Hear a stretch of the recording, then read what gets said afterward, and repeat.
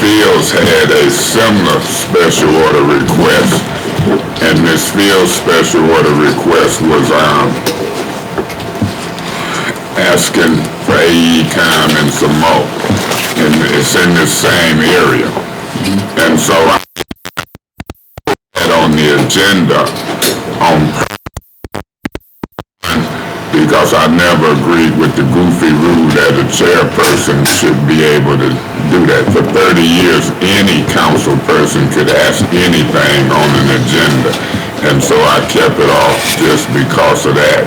But now, as I said to Ms. Special order proceeds, I would allow Ms. Fields to see where she's headed in the request she had under this special order, because they in here, but I think maybe her medical conditions are, and we heard Ms. Fields is similar to what this council is moving toward pretty quickly as it relates to a hearing, calling those folks in. As we proceed, Mr. Newsom, if Ms. Fields, for one, if Ms. Worthing or any council person, we don't try gonna allow council to interject. All right.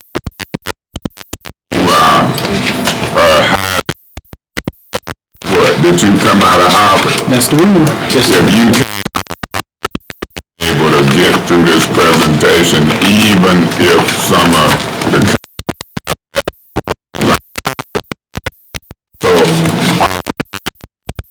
Ms. Fields. Yes, I have one request. I had asked for a printout of a one-page thing. I sent it to Jennifer, and I have so many papers here, I don't see it in here.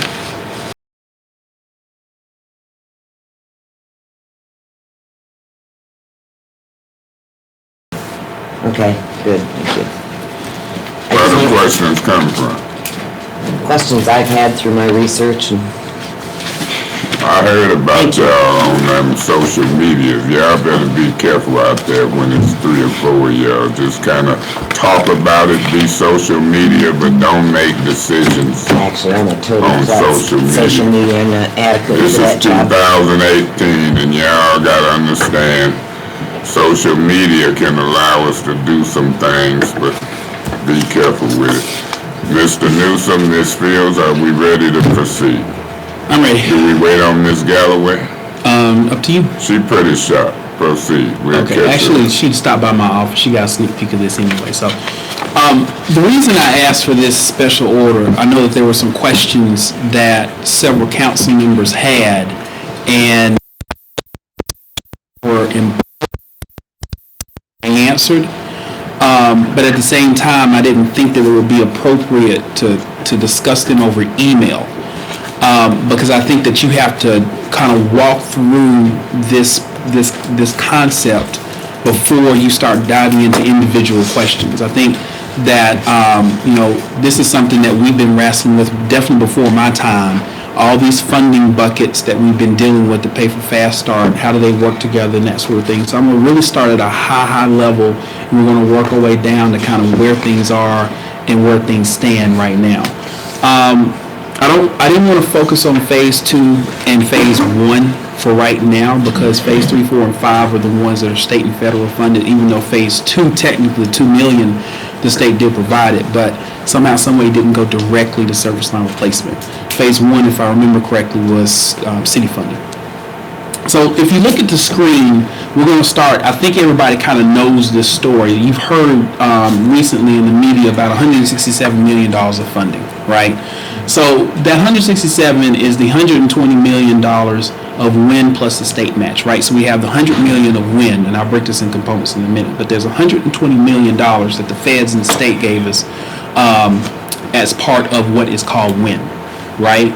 And then on top of that, the state to fund phase 5 and phases 5 and 6 are supposed to provide an extra, or supposed to make available an extra $47 million.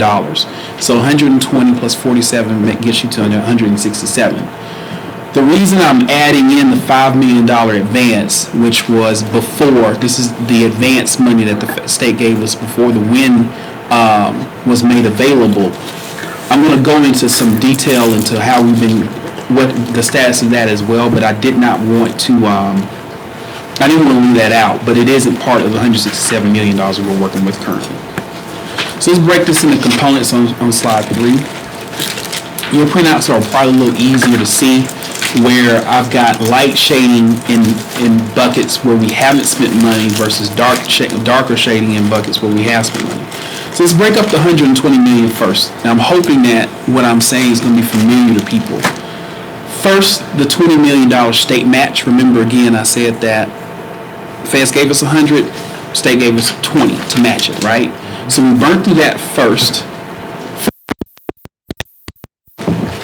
Then there's $20 million of the $100 million that the federal government said was going to be strictly for service line replacement, right? To finish phase 4. Okay.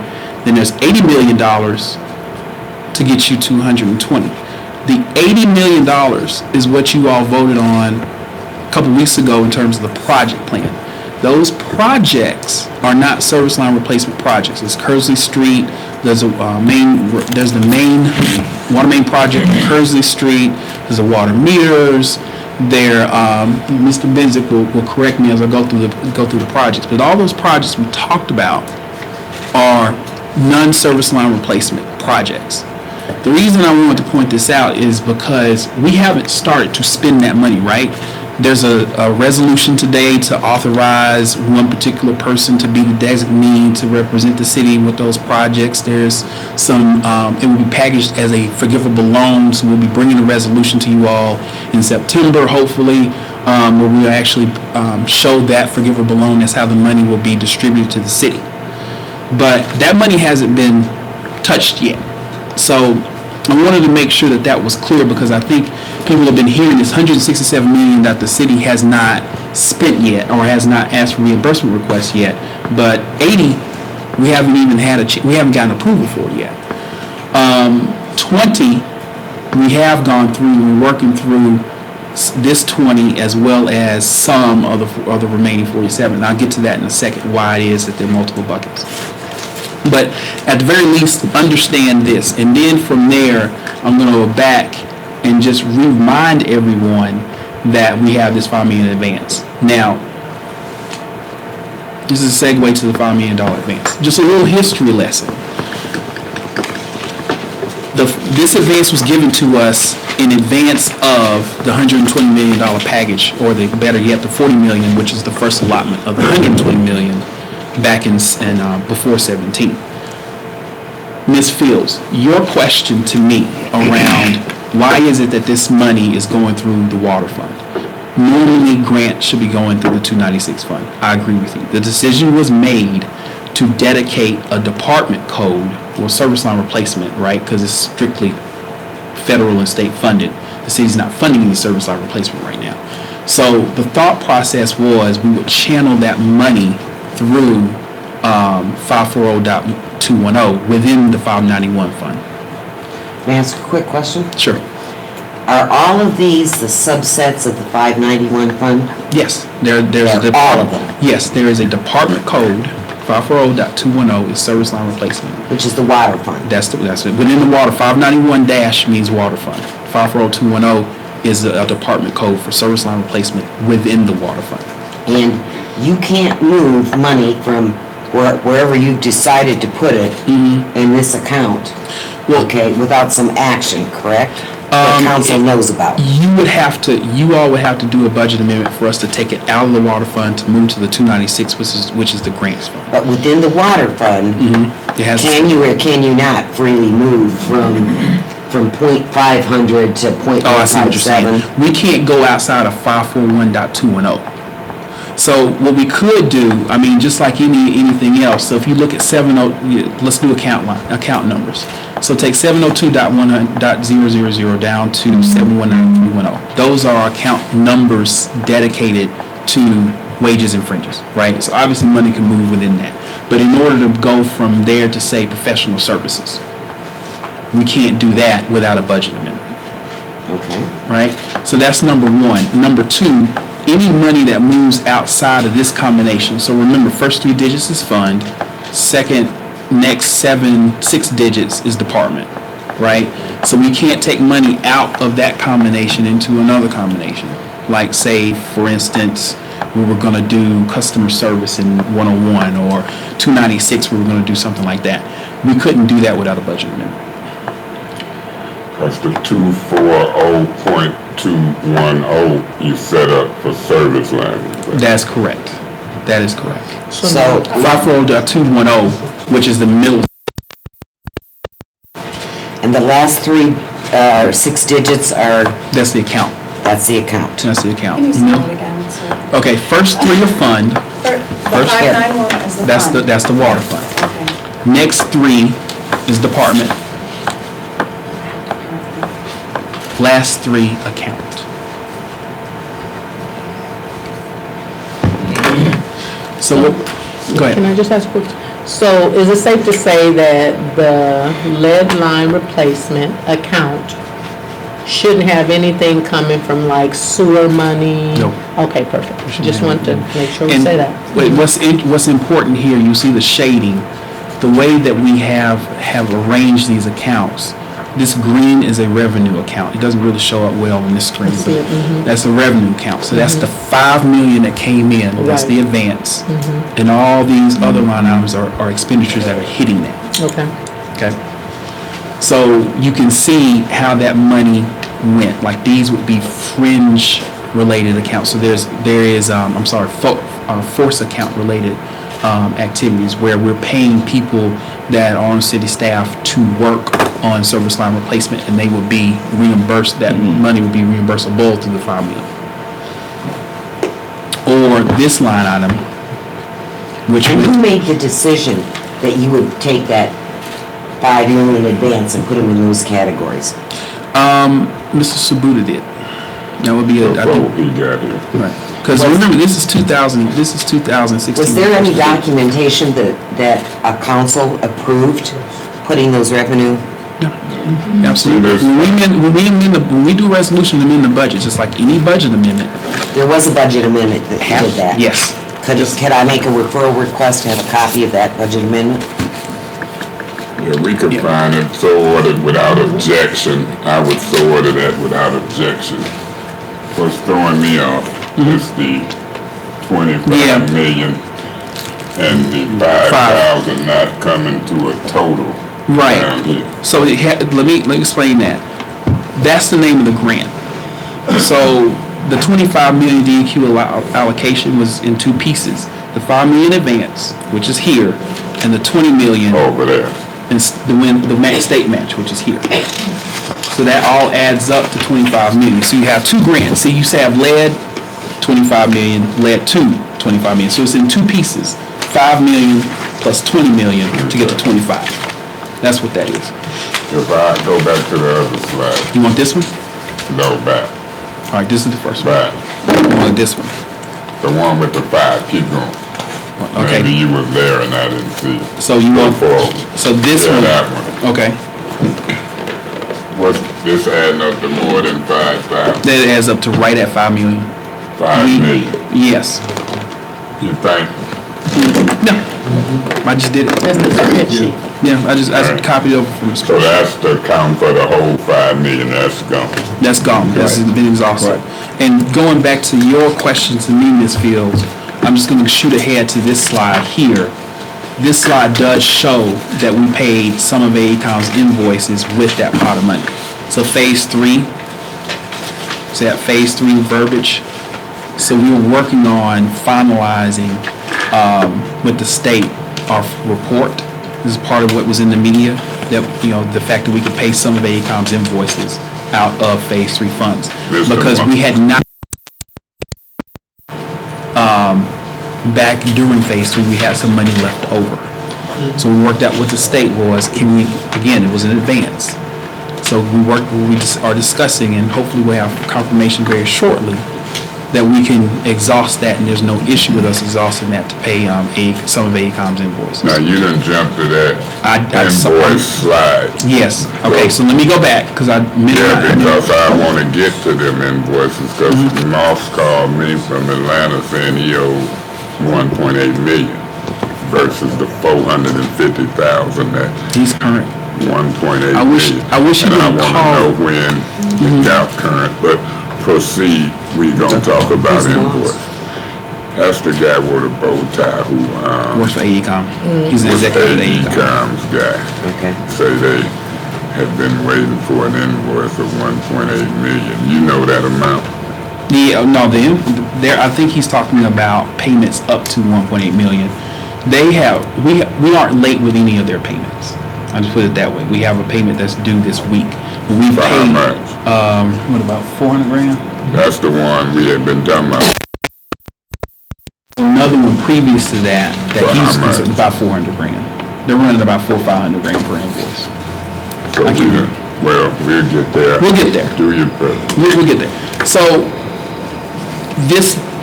the state match, remember we talked about the first 20 million that the state gave to start us off on, to supplement the federal 100.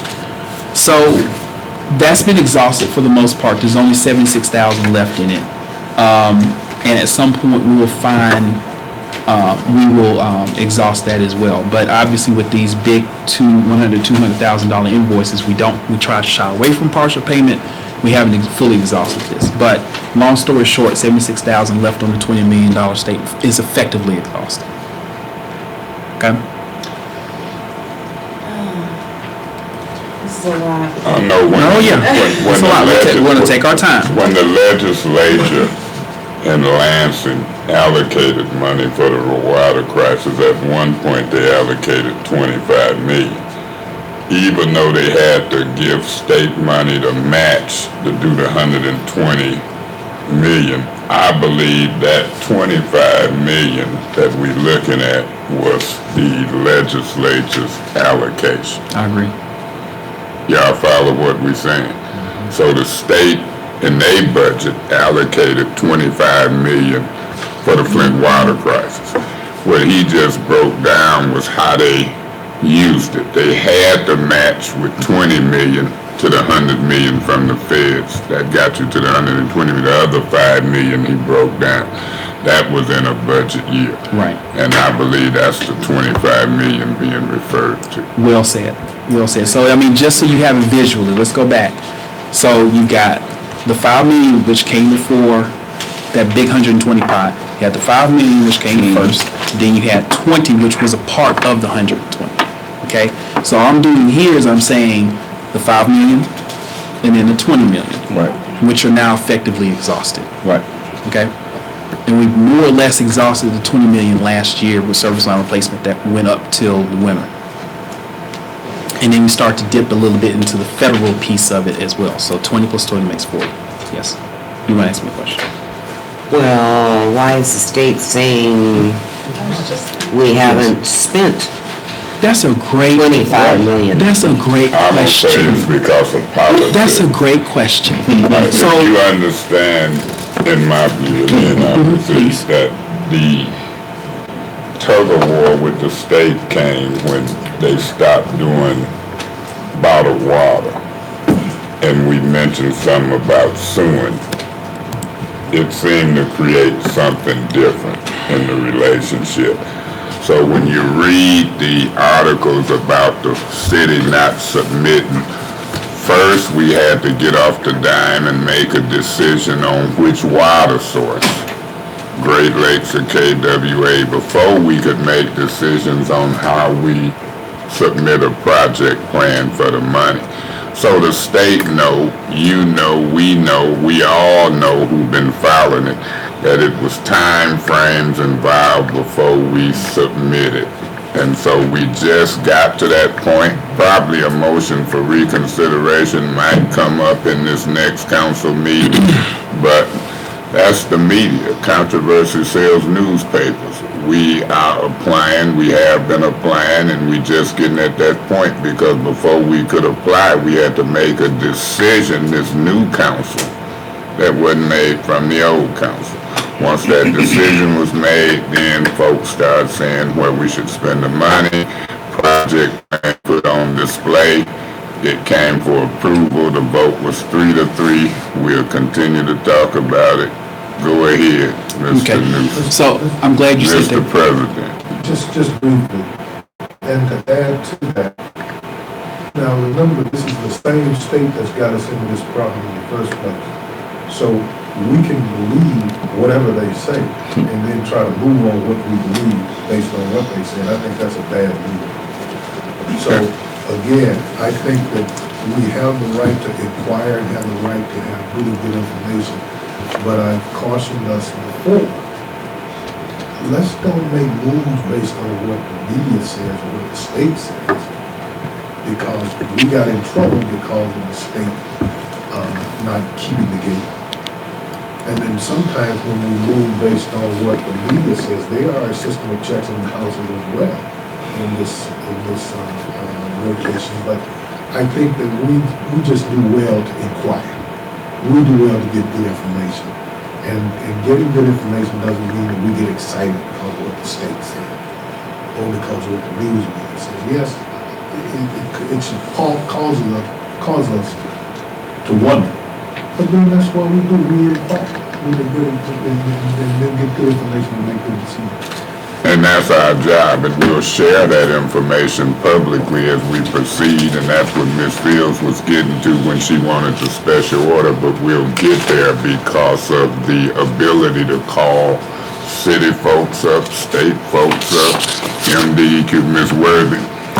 I was just gonna piggyback off that because, yeah, I've seen things reported about council did this or that, and that's not how it went down.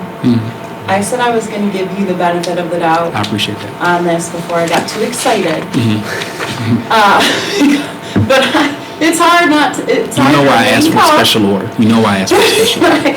Because I do believe the state has a case with the hydrovacing, and that's another thing we have to talk about. That's a lot of money, and we don't have it.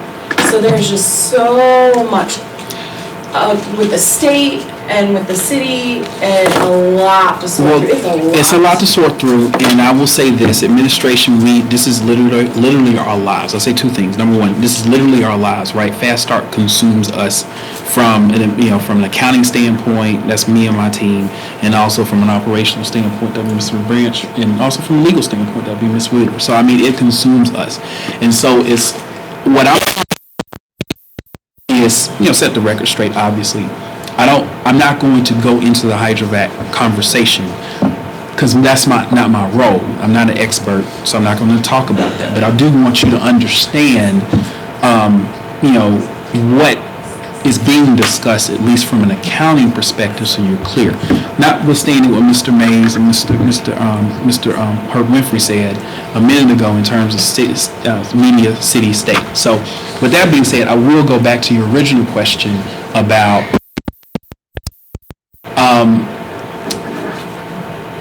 I will say that we do need to be a little quicker with our reimbursement requests. I will admit that, but this is a bit complicated.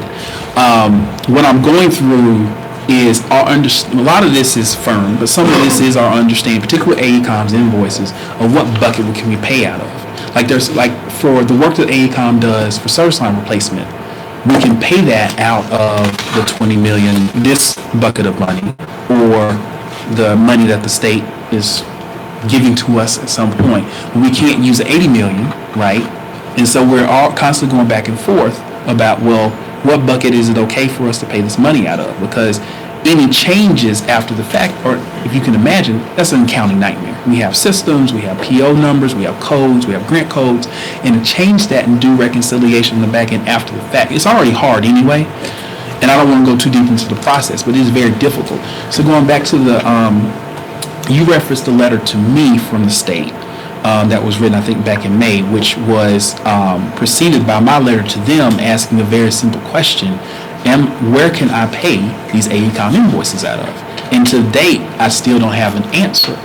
And that's going to be in my response back to the DNQ, where I am going forward with a certain assumption, but I still would like some written clarification. I still don't have that yet.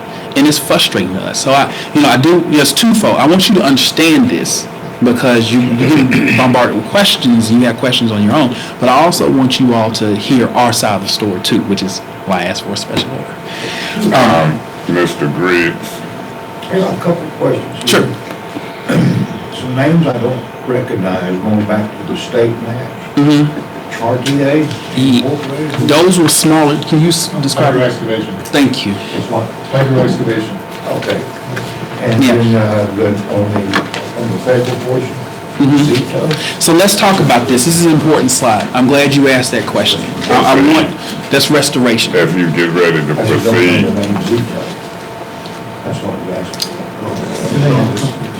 They have a restoration contract, Right. road restoration, Zito.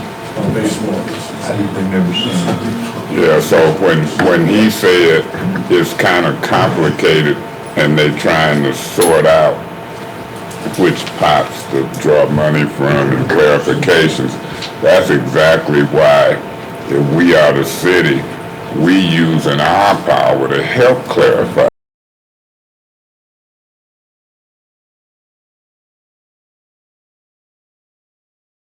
Making it clear, that's who we requesting to come and set, and we gonna get it cleared up. So that was the reason for the timing of the Financial Committee investigative hearing. At some point, we said, you're gonna talk, you're gonna listen. If you pick up on something that he's saying and you say, well, who is that person that ain't making it clear? That's who we gonna send the letter and request, come make it clear. Was you through, Mr. Griggs? Yes. I have many questions. You've touched on a couple points, but I'd like you to finish your thing and then I have questions I want to ask. That's fine. Okay, so if I may proceed, because this is going to be, this is another important point that we have to talk about. And you had suggested, Councilwoman Galloway, that we have some numbers to kind of show you why it is that we tried to do what we did last week with the ASME contract. So here I'm showing activity against accounts in the federal portion of the WIN dollars. This is still phase 4 dollars, right? So phase 4 is this, which is exhausted, plus this.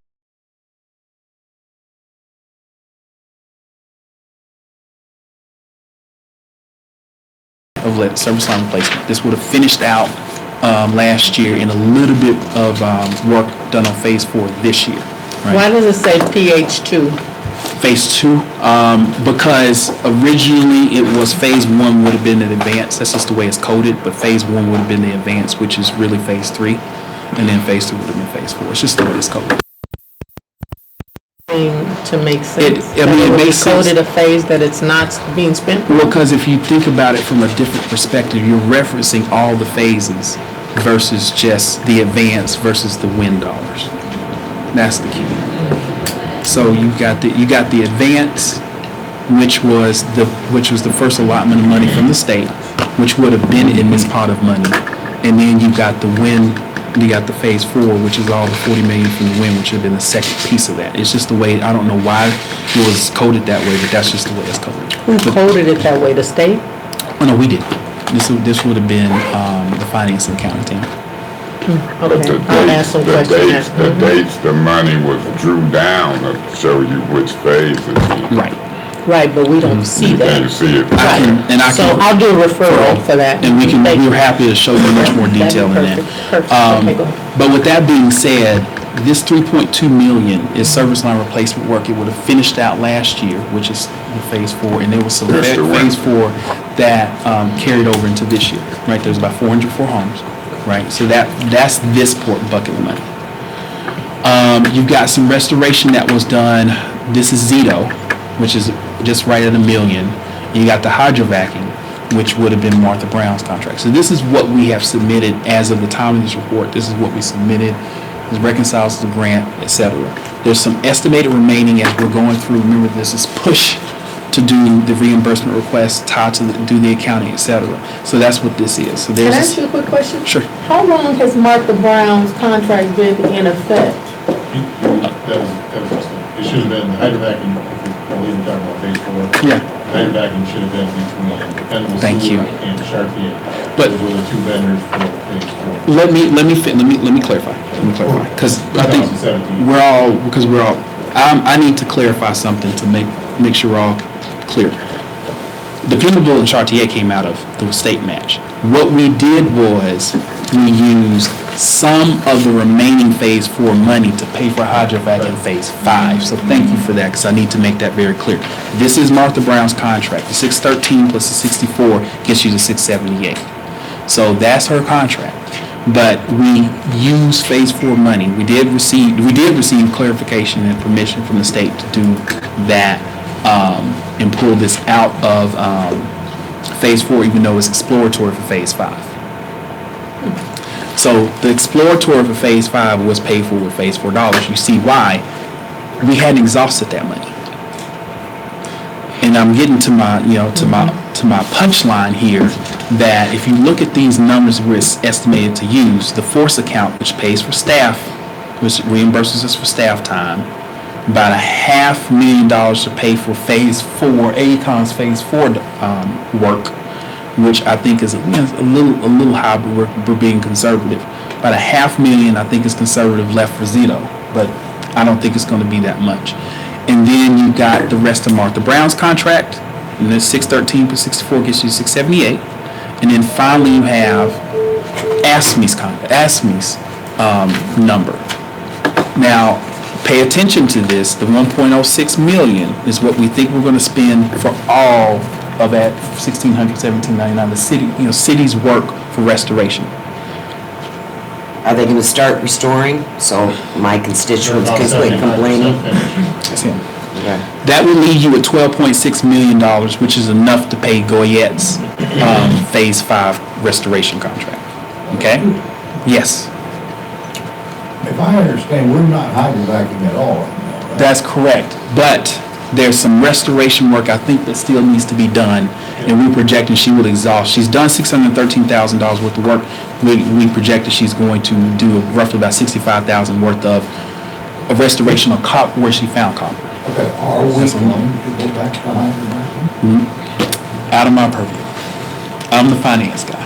I'm the dollars guy. I'm not answering that. That's Because I really want to address hydrovacing at length after he finishes his presentation. But there's something I do want you all to understand, because this is, I'm not saying that's not important. I'm just not the right person to answer that question. I don't want to be on record saying something that's outside my purview.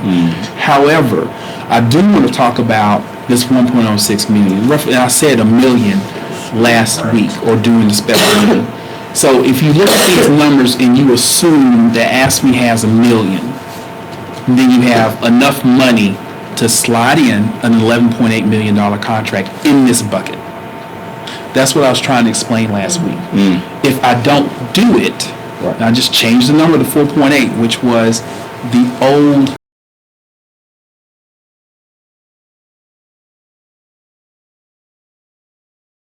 Point something, Yeah. because you wanted 3.4, right? off of it, right? So that leaves you with 8.9. We don't have enough to pay, how much money to pay for go yet. I don't want to do partial contracts. I just want to get them in the street and working. I want to get them in the streets and working. So we do, just to let you know, I'm going to go back to this slide to make this point.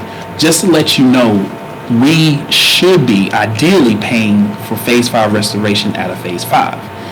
The state has not provided us the balance of the money that's remaining for phase 5.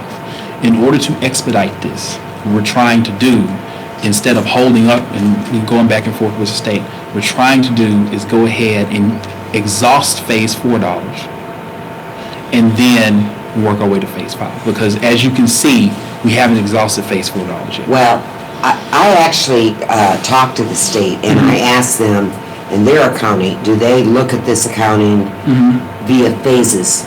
And they said, well, we don't really look at phases, but apparently they do, because you're having to get approval from them based on phase work completed. Well, I'm surprised they told you that, because everything we've been told is based on phases. in terms of the direction we've been given. So I'm a little surprised that they said that, but I think what they're saying is, what they've told us is they would prefer to close out phases before they move to phases, before we move on. So I'm not really sure. What department are you talking to? I'm talking to DEQ. DEQ, do you know who in DEQ? No, yeah, you want me to And name I'm talking that? treasury. Yeah, Oh, you're talking, okay, so that might be, there's If I another, may. yeah, Kelly Green, Amy F. Okay, King. make a note of this name. Who is the person? So, Kelly Green is the project manager. Kelly Green Right. in the MDEQ. Right, and then Amy F. Key is the deputy director. The letter that was written Now, to this me is what I want was to, written by Amy this F. is what I want to do. It's been called to my attention, and I'm going to get some clarification on this, that it's been emails going back and forth, Ms. Fields. And what I'm concerned about, I always believe that a council person, a citizen can check and do whatever. But I'm gonna caution everybody, when we move as a council, we move with a consensus. And so that's what I wanna do, is we proceed with this thing. Let's try to bring it up in the meetings and reach a consensus as to whether or not we start communicating, a certain way as a council or council member.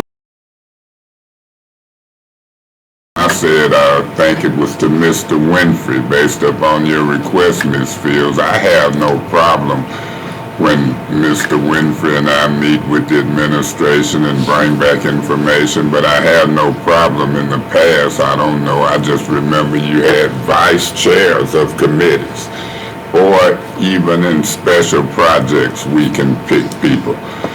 And I said, let's see how this meeting go, Mr. Winfrey, because I don't mind Ms. Fields, anybody else checking and helping get stuff together, but I want to say, as I ask him these names and people start hearing some of these communications, let's reach a consensus on how we have the clerk and others send out letters and emails.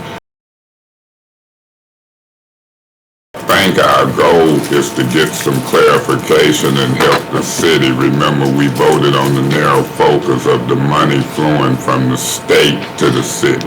Go ahead, I'm sorry, you and I want to make a comment on that, but you. Yeah. Okay. Since you referenced here the ASME remaining $1,060,500. Yeah, that's what we You have that in the estimated remaining. Yeah. When Mr. Benzik just said we're 75% finished with restoration, how could we have that much remaining in ASME if that's true? Because you want to they were only given 4.5 or 4.6 million, and the budget amendment was to take away 3.5. So how could they have done 75% of the work and still have that amount of money remaining? So let me clear. I just want to make sure you understand. That's the amount of money that we have left to burn through. So I don't know if I'm answering your question or not.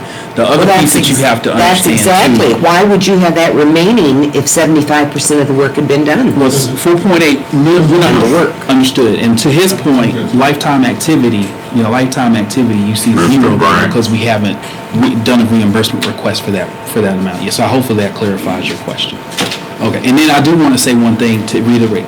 Over the last, I know that there's been a lot of communication via the media between the city and the state, and right now the relationship is strained. I think that it is important that there is some coordination between the cities, because what happens is if questions are being asked and there's not coordination with administration, what tends to happen is there's confusion, and that's exactly why we're in this situation right now, where there's talking back and forth through the media, and my letter to Amy F. will reflect this. It's talking back and forth in the media, and we're not talking with one another to solve. This is complicated. I'm just scratching the surface of the level. You can see that it is complicated to understand what goes in what bucket. It would be nice if it's clean, but it's not. Because this carried over from last year. We didn't finish this contract. We had to shut down because of the weather. Well, we want to try and get this done before ad board. We can get money piecemeal. So it is complicated to manage all this. And that's I just, understand, Mr. Newsom, and I'd just like to say in response to that, my job as a council person, one of my top jobs here is fiduciary oversight. I couldn't And agree if more. I'm not being given information, and this is great, I thank you for this, as always, your presentations are Thank you. very helpful, you do good visuals, but if I don't have the answers to questions, I'm going to seek out the answers to my questions one way or another. Now, I normally have a policy of, and many things in any info I get, like my recent FOIA request we'll get to later, I let all council people know, I'm requesting this information and I will share this information with every council person. Any council person that doesn't want to be in the information sharing, I'm not making any decisions, I'm just saying, here's information I've acquired. Please let me know and I won't include you in the information chain. And I believe that's proper because we had a conversation a while back about a individual council person's letterhead.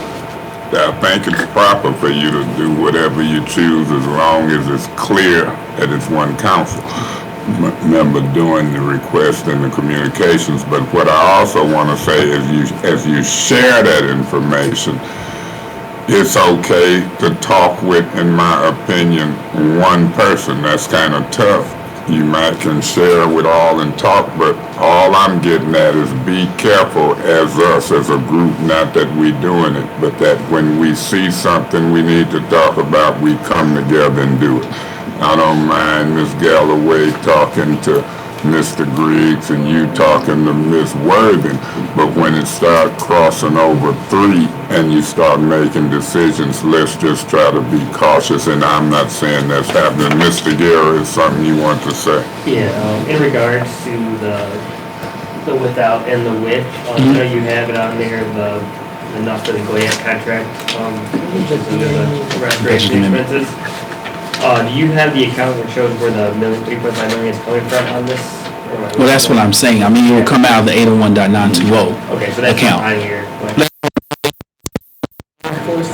So really the way, what we would end up doing, I get what you're saying, what we would end up doing is reducing the encumbrance for, it's dedicated for ASME, right? So we would take, right now it's at 4.8 million, because that's what you all approved. We So- reduce it to $1 million to pay for our projection for. This is as if we had approved that budget amendment. Mr. Precisely. Santino? Yes. Yeah. But you all haven't done, that's why I said look at that. And we might Right. very well, Mr. Guerra, you were, I think, in the affirmative. You can bring it up for reconsideration. I was not in the affirmative. I was 3 yes and 3 no. But my no had to do with getting some folks' attention, and that's why I'm hoping we sit here now. We'll see what happens with that budget amendment, Mr. Newsom, but when I'm trying to get folks' attention in the administration and on the council, my votes might not coincide with what I want to do because I'm at one of them let's stop and talk moments. So we'll see what happens as we proceed through these meetings. Okay. So hopefully that answered your question. The only other thing I had, and this is, one thing I've tried to make this visual for you, Ms. Fields, because I know you're concerned about what buckets of money are we paying AECOM out of. Correct. And so right now, this will give you kind of a visual. Hopefully it's clear. If it's not, I can walk you through it in terms of what we're trying to do. This gets complicated because AECOM is providing a series of projects, right? So there's one project dedicated to service line replacement, but they're also working on the project plan as well as SOPs, program management, that sort of thing. So you have to split that up. And then service line replacement, which is SLR, you have to split that up as well. So this kind of gives you... Are they submitting invoices per category? Yeah. So it's not, management isn't combined with service line replacement? Well, they have enough backup so you can split it out. There are two things. Number one, how much are we paying for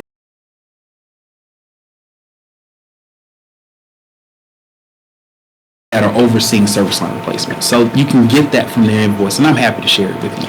Okay, could I ask you this, since you're at the invoice stage now? Yes. can you point out which invoice or combination of invoices amounted to the close to $500,000 that you paid out of the water fund without bringing before council? Okay, so again, that was set up to pay out of service line replacement of funding, which is already approved by council. Okay, so that's number one. But that would be... Which invoices would those be? So that would be anything that's in the blue. So that's part of that blue? Okay. No, I think he means this.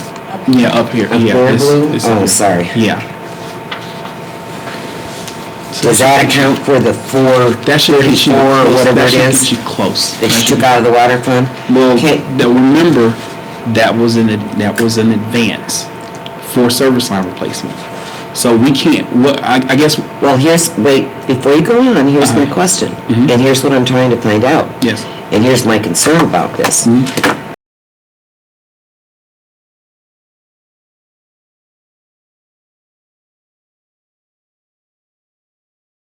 I only know this through the letter, the whatever, that they said, no, we're not That's- gonna pair. That's incorrect. That's not, That's incorrect. If That's you incorrect. remember, so you remember, they said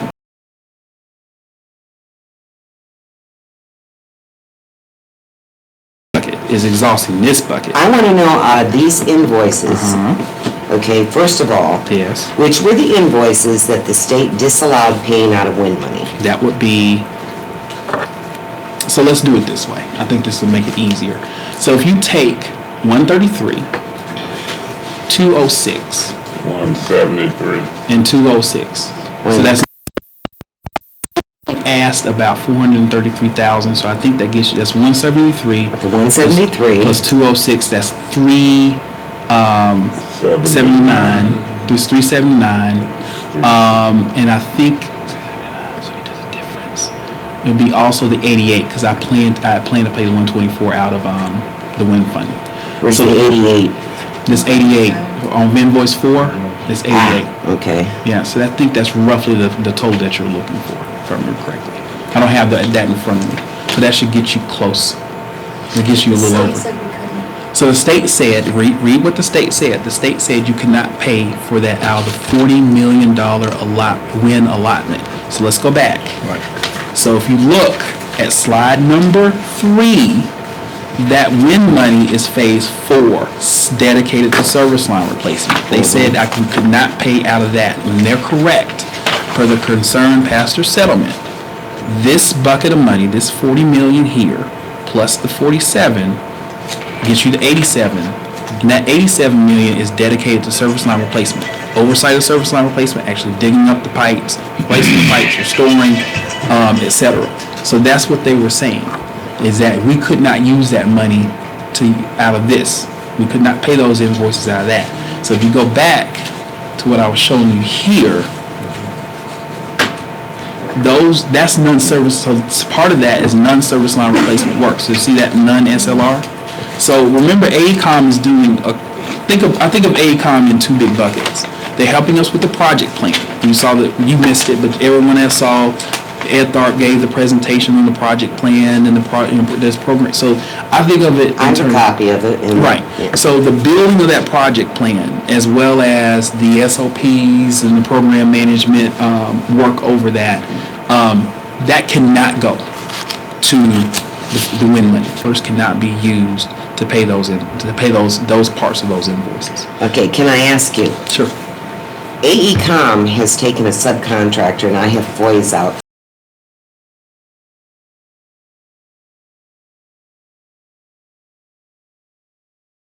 Any part of those 3, Yes. they are. They are. ARCO isn't in those AECOM invoices. is a subcontractor for them, so they will pass those through their invoices. And as I don't know exactly what your FOIA asked for. Did you ask for invoices? I want to see the procurement that AECOM used for ARCO. That would be something AECOM would. I want to see the ARCO invoices. You know, it's listed in the whatever, because I really want to find out what ARCO Understood. has to do and what we're paying ARCO. Understood. Okay? Because we're not getting that level and not, nor would we normally, I guess. You're not for a subcon under a contract. Right, but I am very concerned, and I will tell legal, and I'm gonna make a referral. I believe that paying or I think it's possible, let's put it this way, I would like to understand it. When I saw that you took almost $500,000 to pay that one bill out of the water fund, which you're always telling us how endangered our water fund is. That $500,000 never came before council. We have, our purchasing ordinance, anything beyond $75,000 has to come before council. They're the subcontractor. You wouldn't approve. Well, I wanna see what they've done for AECom. Cause I've heard some very disturbing things. I'm not making any accusations, I just wanna see some documents. Nah, Ms. Wheeler, you got something to say? ARCO is not a direct contractor with the city. This would just be like Leah. Nancy, then Janelle, I would make the referral on the 500,000 without objections, and that information will come forward best as it can. But let me say this, the subcontracting and what ARCO does is gonna be easy. And I know ARCO has something to do with inspectors, because I think V.O. Luster is working with ARCO, and Sam.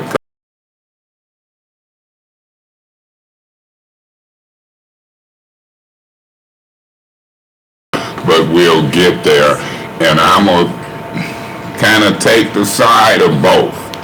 Yeah, if the $5 million has been spent and it's being spent, there's nothing wrong with knowing what the subcontractors do. Is it something wrong being done? Is they doing a necessary performance? I think so. So we'll get there. Ms. Fields, Ms. Wheeler, Mr. Newsom, on this subject matter, proceed. I just want, if I just say one thing. You gonna go before the lady? I'm sorry. Look at Miss Wheeler. I'm sorry. I think legal pool ranks over fine. Well, I think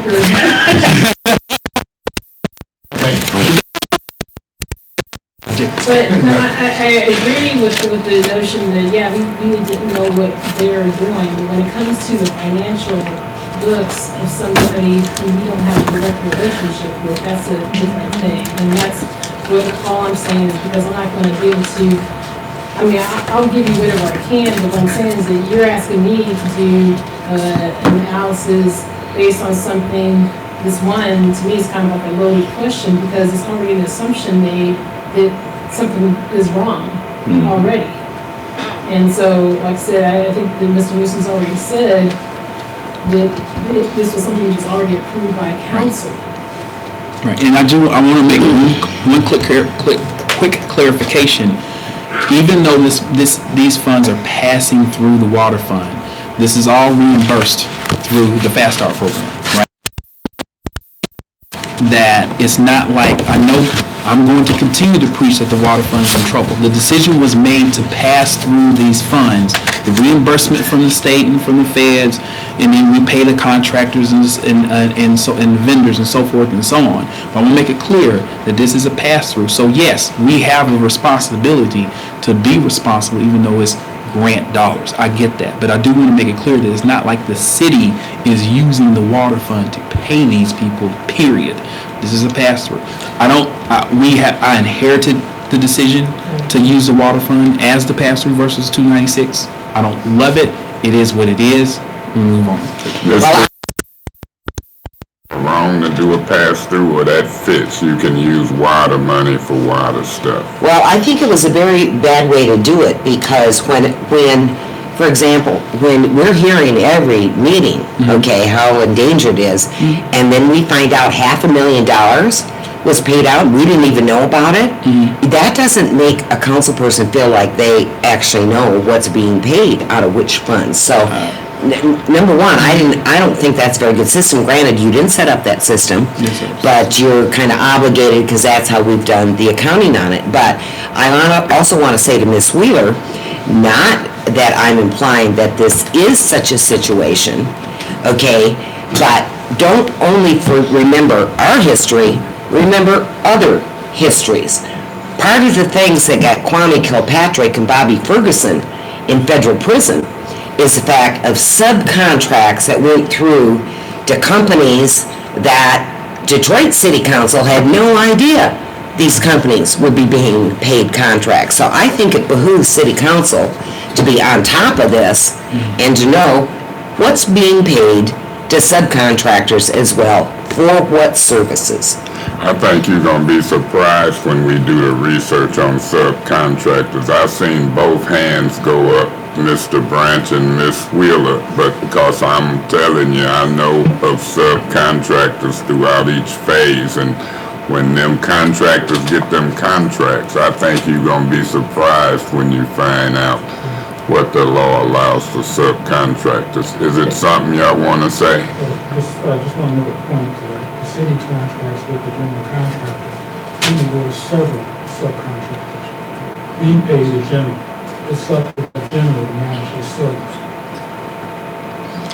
I understand it, Mr. Branch, but you understand why Ferguson and Kilpatrick are in prison? And there was some criticism about City Council, about how could that happen? Wasn't there City Council on top of these contracts? Mr. President. Just point of clarity, back to the water fund, so that we don't, our listeners don't get confused. If we got X amount of dollars in the water fund, Right, and we pass through dollars, right. that X amount stays the same. Exactly. So, I mean, that's really what it is. There's a float, obviously. Okay. It works in both directions. We got the money in advance Right. and set on it for phase 3. So then, so that our listeners or viewers will be very clear that there has been no water fund money taken.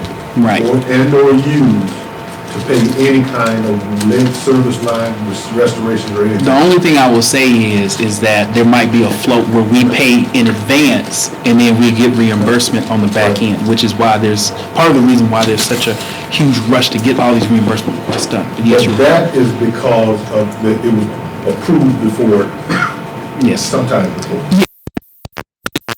Approves the budget for expenditures of the water fund. If legal department had something come up water related, theoretically you could pay it. And then that's why we keep saying whether it's legal, whether it's police, whether it's finance, we gotta really look at reimbursements. Because city administrators, treasurer, finance, people spending enormous time in the clerk's office, and we ain't getting reimbursement for some of this money from the state. So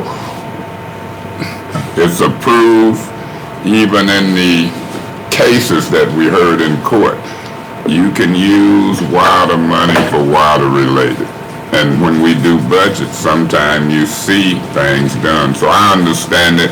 I look forward to the discussions. I would be in favor of continuing to support the program, whether it was put in place before you got here or not. How far are we on this presentation? Where are we at? I have another question that's related to Help that. yourself, Ms. Fitz. Okay, recently you and I had an email conversation about, I wanted to find on the city website the check register for the city, and that's all the checks that the city's paid to every company. It doesn't really say what for, but it'll give you an account. Right. And you said that one of the first things you did at CFO, as CFO, was take that off the city website, okay, because you thought that made us prone to hackers, okay? Fraud. Okay. I'll probably use the hacker. Well, here's the problem, okay? Since it's no longer on the city website, Correct. okay, council has no way of knowing who you're writing checks to. And what did I also say in the email? I said I'd be happy to provide it in paper anytime you want If it. we have to request it, I know Ms. Galloway has some things she wants to talk about here, but I want somewhere, she did a little more research on this. She did. Reports to finance, I want a copy of the check register, who checks have been written to, for how much money, so at least we can look at them and see a name and ask you about it, because I can't make a request about which vendors when I don't even know who you paid. Do you realize how many Accepted. checks and registries that would be? My name would be in there. Heck, I'm getting a check. That's you a read. big request. If it's not online, if there's some other system, okay, an intra-system we can look at? What I had recommended was a summary, so you can see by month in total what we're paying the vendors. I just don't want patterns of purchases out there, so people know when we're paying so and such as so and such. I want to know every check that has been written by this city, Okay. to what company, for what Let's do purpose, this. out of what account. Let's do that. I'm not gonna order that without objection, but what I would do is this. If there's a specific period at a specific time, something you wanna see, let's look at that, and see if we really wanna do that each and every month.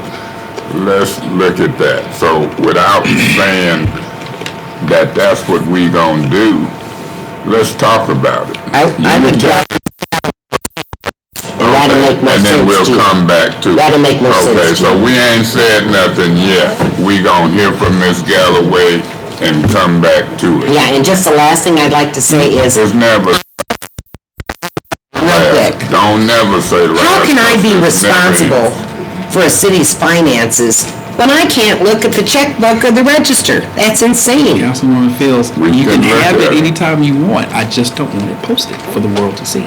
I want At it that all level of the detail. time. I understand. No, you. Set it up for you to look at it. My first Ms. question to Galloway. you, Mr. Newsom, is if it was there before you came, do you think that the CFOs before you were just irresponsible, or they just didn't know the level of safety or protection? that Let's just needed to say, be? and I will say it this way. I think that all of us have been brought up in different schools of thought. I think I'm a little bit more of a risk and controls person, particularly when it comes to technology. So that was my concern. I still fundamentally don't believe that you tell people, I don't understand the value of telling someone your purchasing patterns over a period or quarter or a month versus giving the same level of information I give it to you in aggregate in a report. That's my personal feeling, because in the school in which I was brought up, just in my experiences, as you give more information in terms of purchasing patterns, that leaves you prone to fraud. I've been taught that. It's embedded in my DNA. And I work with a lot of large financial organizations, Fannie Mae, Freddie Mac, notwithstanding.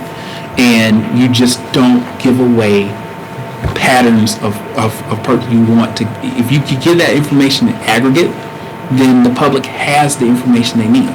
And that's what I was trying to express to And you. my Well, position according would to be. you, they have the info they I have. still have the floor. Yeah, you do. My position Beg your would be, as long as it's you and Ms. Galloway or one of y'all, and we can help y'all to see that, and you see something and call it to our attention, let's take a slow approach. I'm sorry, Ms. Galloway, go ahead. Okay, so, Mr. Newsom, I sent you an email, Yes. and I only CC'd, I think, Mr. Brand and Mr. President Winfrey. I guess I CC'd, Ms. Wheeler. But through the Michigan Municipal League, I've made a lot of relationships. And so I was speaking to the city manager at Hudsonville. And I provided you with the documents. Yes. But they get a report run on every check and from every fund. And it's posted. No, it didn't say it was posted. And that's all I'm This is saying. what he said was presented to their commission. That's fine, and I have no problem presenting it to you all, and I think I just said that's. No, I'm not getting into, My only issue is, and I think you're getting into what you all want to see on a monthly basis, and we've tied that conversation. I do want to have that conversation. So we are gonna, okay. Yeah, and I think I talked to Miss Brown about having this as a special order. I know you're tired of me in special orders, but I think it's You'll important for us know to. when I get rid of that. But I think we do need to have some sort of this open discussion on the level of detail that you all are going to see in your budget to actuals, because we had that conversation over email too. And I like. So let me just finish my train of thought. I'm sorry. Okay, so, I'm not trying to, put anybody, extra work on anybody, right?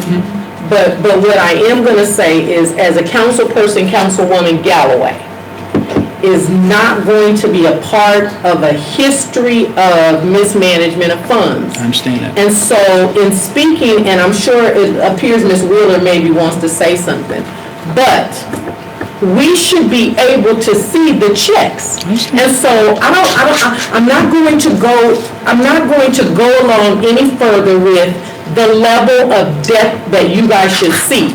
Because as a council, we should be able, if we want to, now I'm not saying that my colleagues don't, but we should be able to see every level of spending from this community. I understand that. Okay, and so, but I don't care if you don't put it on the website, but you saw the documentation, and you saw the email from Patrick that said, if your CFO has any questions on the preparation of these reports, he can feel free to call, Yeah, okay? call it. No problem. And so I just want to make sure that if I choose as a council person, and this is here for $30, $9 for books, but according to Pat, said I can use his name. But according to him, once this system is set up, it literally only takes about 10 seconds to run. I never said that this is No, I burdensome in just want terms to of make sure. time. Well, I don't want, since we're talking about it, I don't want that cloud to make it seem like this is going to be so much, because you guys should already have a breakdown of the run of checks because of the accounting principles. Absolutely. Is that correct? That's Okay. correct. And so, It should perfect. take us no more than 5 minutes to create the report. Okay, and then also I wanted to just make, so that you guys know, they also get a report on the revenues and expenses. And they also receive a document that shows the city's investments and how those investments are doing. And so I'm not trying to give anybody extra work, but what I can tell you is that for the last 4 years, I feel like I have not done the best that I could for this community, but I know that eventually water rate increases are gonna come up. And so because if we know where the money is going, and we can express that to this community, when we do need to, if we need to raise water rates or whatever rates, we are able to see it. And just like you do at home with your kids, you look at your kids and you say, I know you want to go to the beach, but if we're going to go to the beach, we got to cut this, or do you want to keep that? And so I don't mean to minimize, but I will say that as a council, in my opinion, the stonewalling of the finances for me on behalf of the other administration piece, and I'm just saying, it just seems like there's always a blockage of information where it comes to finances. It's either what level of depth you should be able to get, and all of those things, and I just want that to end. We talked about this. If my colleagues don't want it, that's fine. But I do want it, and I don't know if Ms. Wheeler had something. I'm not trying to show you a meeting. No. Okay, perfect. Mr. So I just wanted Winfrey, and then I'm to gonna say come that. back to Thank you, you. Ms. Fields, as I mix it up a little bit. Mr. Winfrey, you know you were chiming in, I'm gonna mix it up. Go ahead, Mr. Listen, it's always good to get information about what others are doing. But I don't want our system set up like nobody else's. I want ours to be, I think it's pretty. I would like for our system to be of such a sophistication that it may be better than somebody else. I would like for it to be designed by the folks that's sitting here at this table. So again, I hear you. I don't want my system to be like whatever that, hold on. I want, we decide what it is we want. And there's nothing wrong with this. What it is we want, what it is we want to see in the form of a report. And then just put it there. we may want something different than what they have down there. You know, and I'm just saying, it's good to get information, I want that understood, I want it underlined. It's good to get information to see how we might do this. But I think we've got some folks here that know what they want to see, I think we've got a brilliant CFO that knows finances. So let's design our own system right here. Kudos to the Ms. Fields. Okay. I just want to say in response to Mr. Winfrey, and first, Ms. Galloway, could you send me a copy of that? Because I'd like to look at what they do. But we had talked about it, and I believe she said they use the same accounting BSA system we do. So they run theirs just off their BSA system. So the likelihood that what we would want would be compatible.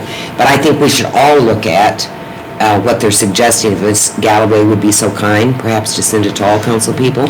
But I'm going to get back to Mr. Newsom. You know, I'm sorry, you're often the point of contact for the source of a lot of frustration because these are pretty big issues for all of us. And you are doing far more than the average job for a CFO of the city because of the water crisis, because of all these extraordinary amounts of money that are coming through and all these funds, et cetera. Okay? And you said, well, you know, maybe I could just, you know, show you the aggregate. Well, here's the problem. We had an agreement, and I know we've talked about this meeting after meeting. We've talked about it personally. I think there's emails. We have yet another finance committee meeting. There is no budget to actual report prepared by you and given to us. Not even a budget to actual aggregate report. So the agreement was that we were going to start, and I had just talked to Ms. Brown about this morning. Normally what has happened is at the end of the month, you would get the previous month. We're just 1 month into fiscal 19. I think what I've always expressed is that now that and it was in the resolution for the budget adoption, that finance, we wrote the resolution. We as finance wrote the resolution specifically says that for fiscal 19, we will provide that. So going forward, we will. But we're only a month in. And so I asked for a special order, and I will provide this in writing to Ms. Brown earlier today so we can have this discussion, because what I need from you all is some consensus of what you want, right? We remember even before that we were providing you RTAB reports, the same reports we were sending to RTAB until the RTAB disbanded, right? And that was me, because I think the first one that provided you, the first CFO that provided you RTAB reports was me. I believe that's what you and I talked about before.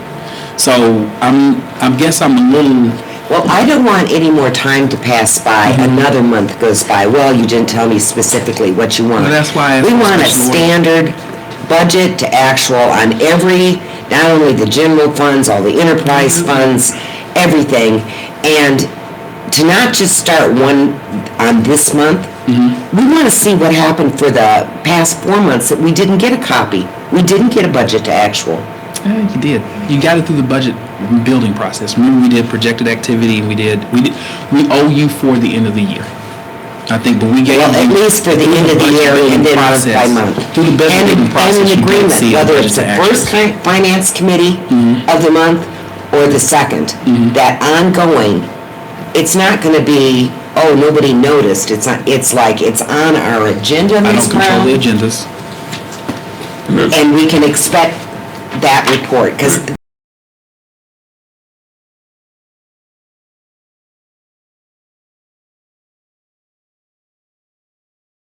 and I don't think it's asking too much to see the information and the checks that they go. I don't see why any council person would not want to check that.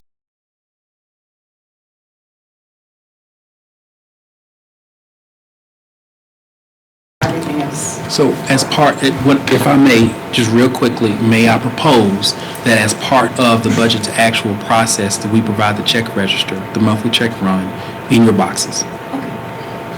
Ms. Galloway. That addresses my concern. I wanted to do a quick referral. I may, in case this goes on and I have to leave, because I do have to leave at like 8:05 at the worst. But what is the what is the process for referrals? Do referrals have to be done in an open meeting so that Janelle has it?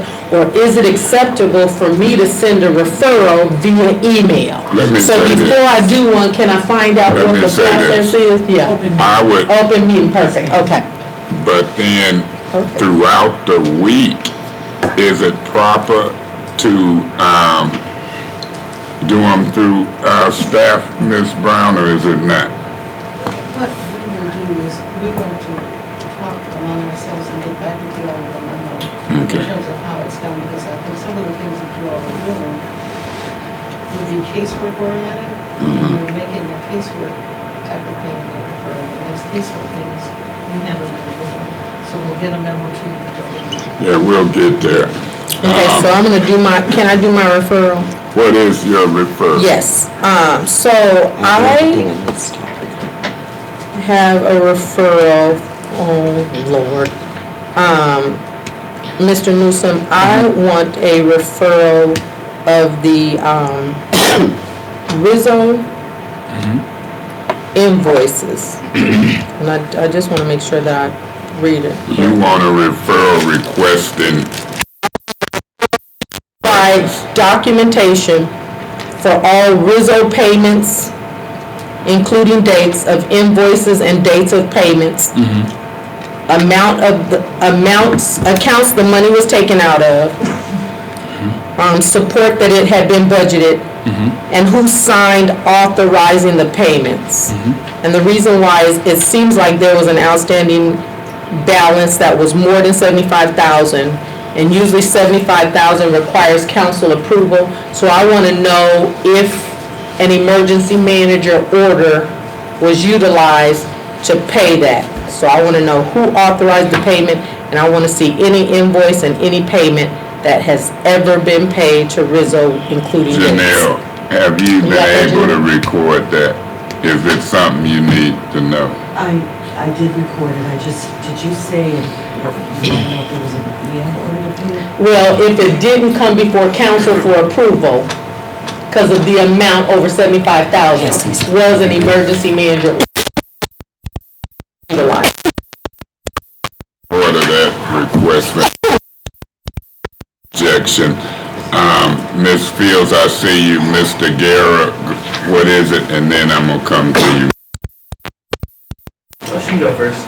Okay, Ms. Fields. I'm sneezing at the moment, you go first. Okay, I just See, want why you wanna argue? We just go here. Yeah. I just want to thank you for the presentation. I think that, your information packets always have lots of info, and they're often color coded and easy to understand. And they have page numbers. Yeah, but in regard to that X amount of million that might be to go towards Toya, how would that work for a motion of reconsideration actually? How would that be? At the next council meeting, I would say. What would be the process for that? I would say that you, if I may, I would say that you, somebody who voted in the affirmative, yes, in favor of it. If I'm not mistaken, we can double check it. Anybody can holler out and correct me if I'm wrong. The question is, what would he have to do and when and where at a motion for reconsideration? It would be at the Monday's council meeting, Mr. Guerra, and it would require 6 or more votes. First to win the reconsideration, and if we won the reconsideration, then a motion to pass. It failed 3-3. So it would be at the upcoming Monday meeting, a motion to reconsideration, the details, specifics, the clerk, and we can, provide. And then we would want 6 votes. 6 votes, then the second action would be to approve, and then we would see what happens.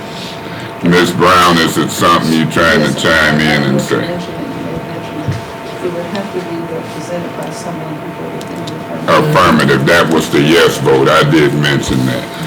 But is there anything else, Ms. Wheeler? No, that's correct. That's your council rule 21.1, motion for consideration, as you stated.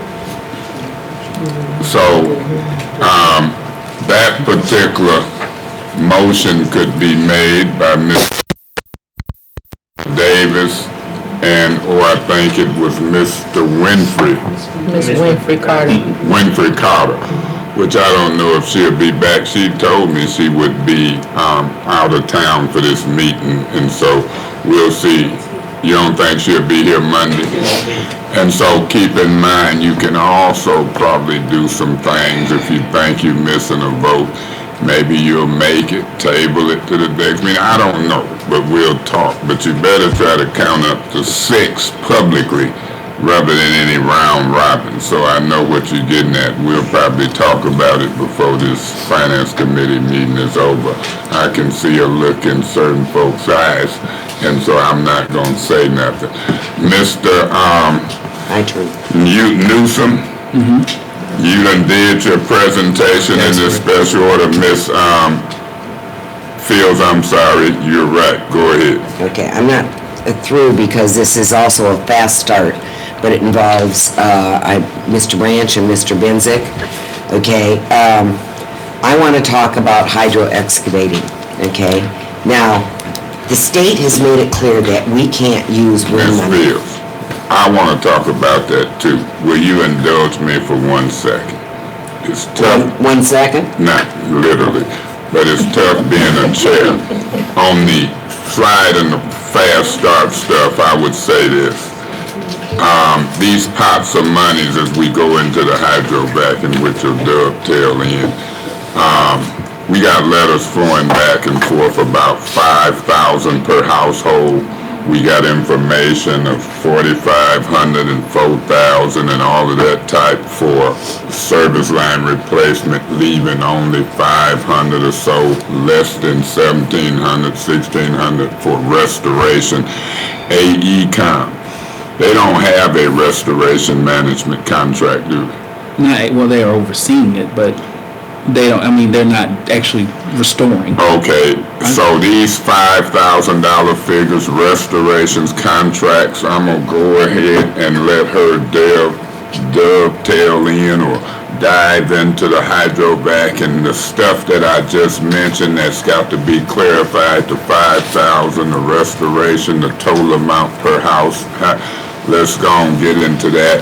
And then after that, we'll leave this special order, whisk very fast through the rest of this agenda and take it from there. I appreciate your indulgence, Ms. Fields. It was This more ties than in the 1 fast second, but start. go ahead. This ties in the fast start, questions about AECom, the budget amendment that you want under road restoration. It kind of all dovetails in together. Okay, now, the state said clearly that they will not pay for manual excavation, all right?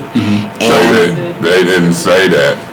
well, they said they would only use wind funds for hydrovacing, is what they said. No, what I'm understanding the state's position, and somebody can correct me if I'm wrong, they just asking the questions about the use of hydrovac versus traditional excavation as it relates to cost.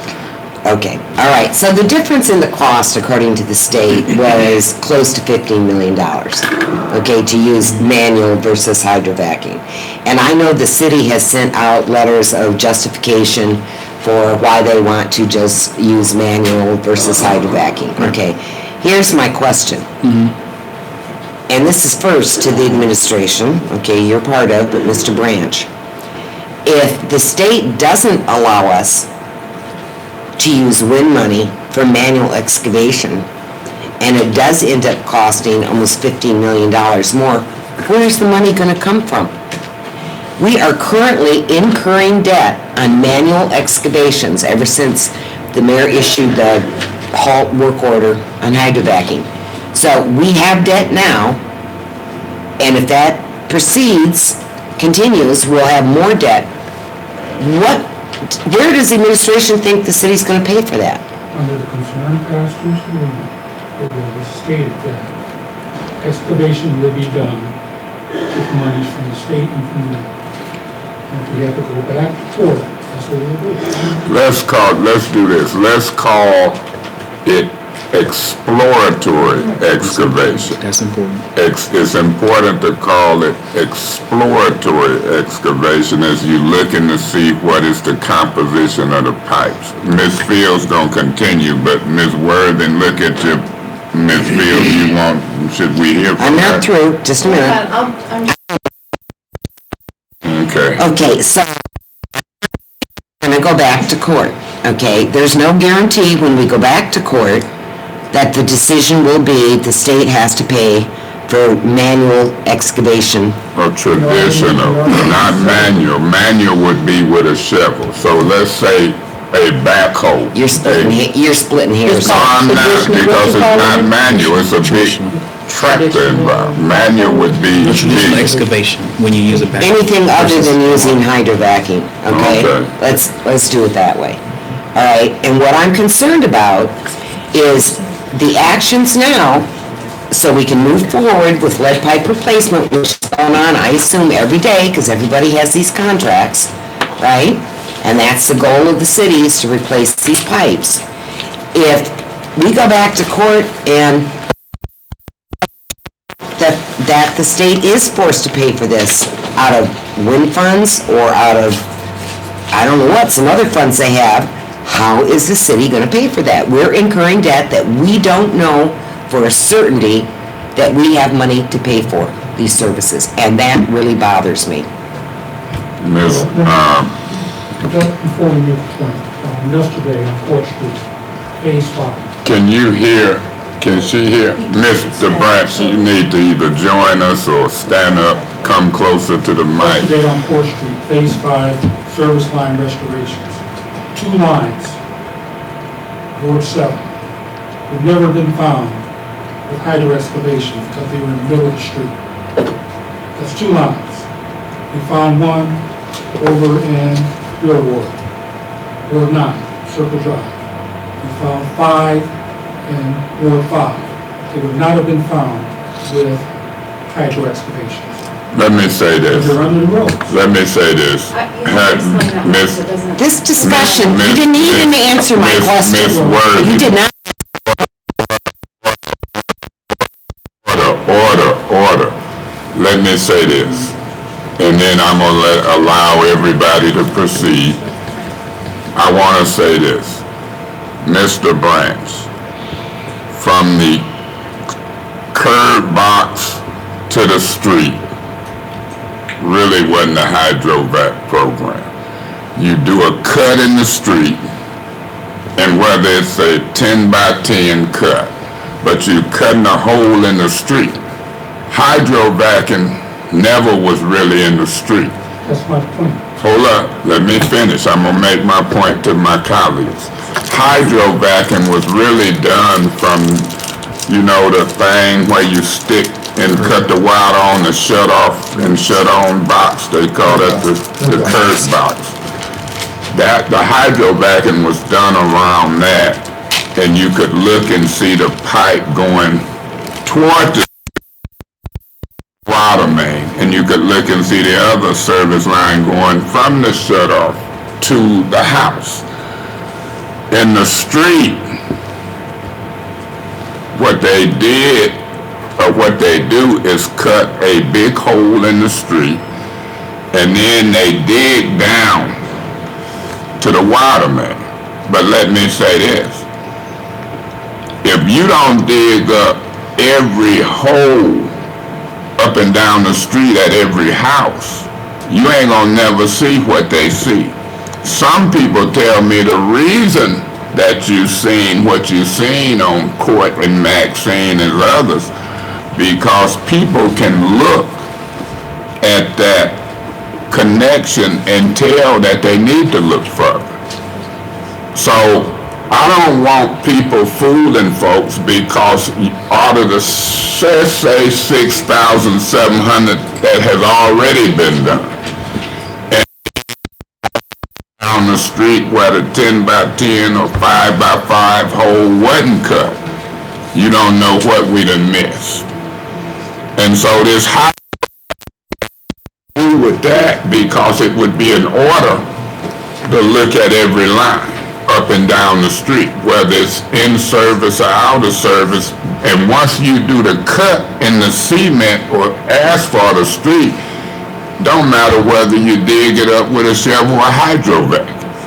Hydrovac is just a sprayer wide in suction. So you could order a 10 by 10 hole and say we're gonna still allow contractors to suck it up if they want to or traditionally dig it. Most contractors in 2018 wanna do hydrovac. The Association of the Waterworks Association, the best in the nation, gonna say it's one of the best practices when you got service lines, sewer lines, and gas lines together. It's less risk that you might bust one. So is an accepted best practice in 2018. It's just a matter of what do the administration of this city order. Do you order every cut in front of every house out in the street? Do you order that you hydrovac 18 inches on either side or 4 feet on either side? You should, in my opinion, give the contractor the discretion to do what is necessary, which includes both shovels, manual, hydrovac. Ms. Who? Continue. And I'd like to bring it back to what my question was, okay? What happened was, I asked a question, Mr. Branch got up and started a dialogue about the justification for making the decision to hydrovac or not hydrovac. Mr. Mays enlarged on that, okay? That wasn't the question. The question was, how can you be incurring debt when there is no where the money is going to come from to pay for that debt? We know money gonna come from. For example, We don't. let me finish. We know where the money gonna come from. Money allocated for service lines. The question is, Right, well, that's is money expense, will we run out to finish the whole project? The pace where the money will come from, even if it's $14 million more. Now, when we talk about a do as a city in order to try continue. Okay. And then Have to spend on these projects is either WIN money or state money. Is that correct? That's correct. Okay. And if the state is saying, okay, what we believe the state to be saying, or what I believe the state to be saying, we are incurring debt from contract. Now, we're floating. That Mr. Gilchrist, let's say spending more than maybe we should on a certain project. we're incurring debt. It's debt, Yeah, whatever Mr. it Mays. is, I just look at it as If we have contracts with contractors, we accepted their bid, okay? I get it. And now we're telling them to dig with backing, they're gonna invoice us more money. And that's my next question. Mr. Gilchrist apparently stood up here and told council, I think I was a meeting I missed, but I said, no, that can't be right. Said that, oh no, the contractors are doing I'm gonna use the word manual, even though it's not shovel, okay? Manual excavation for the same price that they would be doing hydrovacing. And I said, no, that can't be true, because I've seen no change orders for contracts with people doing pipe replacement that makes that change, that they would say, oh yeah, okay, I'll do manual excavation for $228 versus $1,700. So my point is, and Mr. Newsom, you should be very concerned about this, because basically the administration, okay, is kind of gambling on the fact that they would win in this lawsuit, okay, or bringing this back to court, and that's no guarantee. So here's how it ties into the next piece. Here's what I'm concerned about this reconsideration of the budget amendment. I'm concerned that if you put that money back into the generic road restoration count, number one, you've already said that we've overestimated road restoration, but you said you want to take that ASME 3.5 and put it in the road restoration professional services account. Correct. My concern is the city will think it's okay to pay that difference in hydrovacing versus manual out of that account. We'll never know anything about it, and we'll end up spending $15 million according to the state's estimation, and then not have the money left to do the projects that we said we wanted to do under WIM. That's my concern. Let me say this, Ms. Fields. My position is this. We this close to whether it's Mr. Newsom, Mr. Gilchrist, the people from the DEQ. In a minute, we gonna get answers on those. And if they don't answer us properly and we find out later that it was wrong, then it's gonna be the penalty of perjury. So all of the conversation that we've had so far sometimes don't amount to a hill of beans. But we finna get serious on these dollars. I'm hearing what you're saying. Miss Wheeler been itching to say something, and then I'm gonna come to Mr. Griggs. But if you wasn't done, Miss Fields, you can continue. But Miss Galloway got something, and Miss Wheeler, and then we gonna eventually hop off of this because it won't be all done today. But the reason that I'm emphasizing this because we fixing to get into some serious conversation involving these flow of monies. And Ms. Wheeler, if people don't cooperate with us, we gonna ask that they be subpoenaed. We voted for this hearing on these matters. Ms. Wheeler? Could I just reference this real quick? Sure. And then I'll be done here. This is, and I sent this around to council just in case you hadn't seen it. This is a result of the FOIA I got from the state, and what I asked for was AECom's scope of work, contract, something. I did the same FOIA with the city. I haven't heard back from the city yet, but this was the best and final offer, the BAFO from AECom, and in this, I think it's really important that you all read this and see what AECom is supposed to do, because I had questions about, well, we're paying them $5 million, aren't they supposed to be putting together reimbursement requests, and then you can just draw it down? I mean, what the hell are we paying them $5 million for?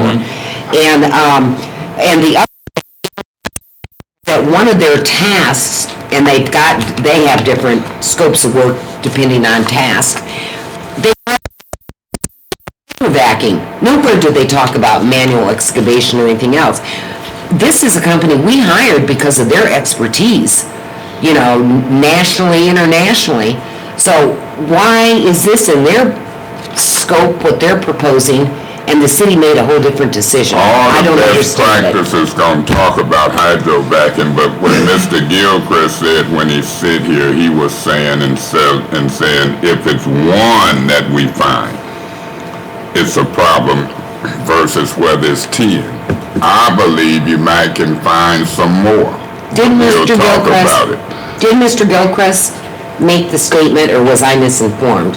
That the contractors are doing manuals for the same Well, price. the word might not have been manual, Well, might have been whatever. traditional excavation for the same price. Those conversations was had, Ms. Wheeler and then Ms. Worthing and then Was that true, though? I would have to add. Mr. Griggs, and it was some conversation I recall at that point, yeah. And I just don't know if that's true. I don't know if people can do $1,600 value for $300 or $200. We'll continue Mr. to talk Winzig about should be aware of that, or Mr. Newsom. We'll get to the invoices. Miss, we gon' bring invoices. I've requested some invoices. We gon' get there. Go ahead, Miss Wheeler. I think it's important to understand that pursuant to the settlement agreement under concerned passers, that there is no specific option when it comes to excavation. Doesn't say hydro excavation, doesn't say traditional excavation, it says excavation. But another thing that's important to know And if you have an opportunity to review it, the Flint meeting, the Flint Water Interagency Coordinating Committee, at that meeting, there was a licensed plumber who came in, I believe, Max Elsner, and he spoke about the difference between, he spoke about what he found with regard to using the traditional hydro excavation and what would be demonstrated, what you could discover doing the traditional hydro excavation and the certain things that you did not uncover. And I think that's really one of the main issues. He brought actual demonstrations of the pipe, and he explained the process. He talked about a couple of things. One was the actual curvature of the lines, and for a requirement that it would be like a perpendicular line. So when you're doing the hole in a certain diameter around the place where you're digging at the curb stop, it's not going to expose all of that because you're going in a circle in a diameter. You're not going to be able to see all the line.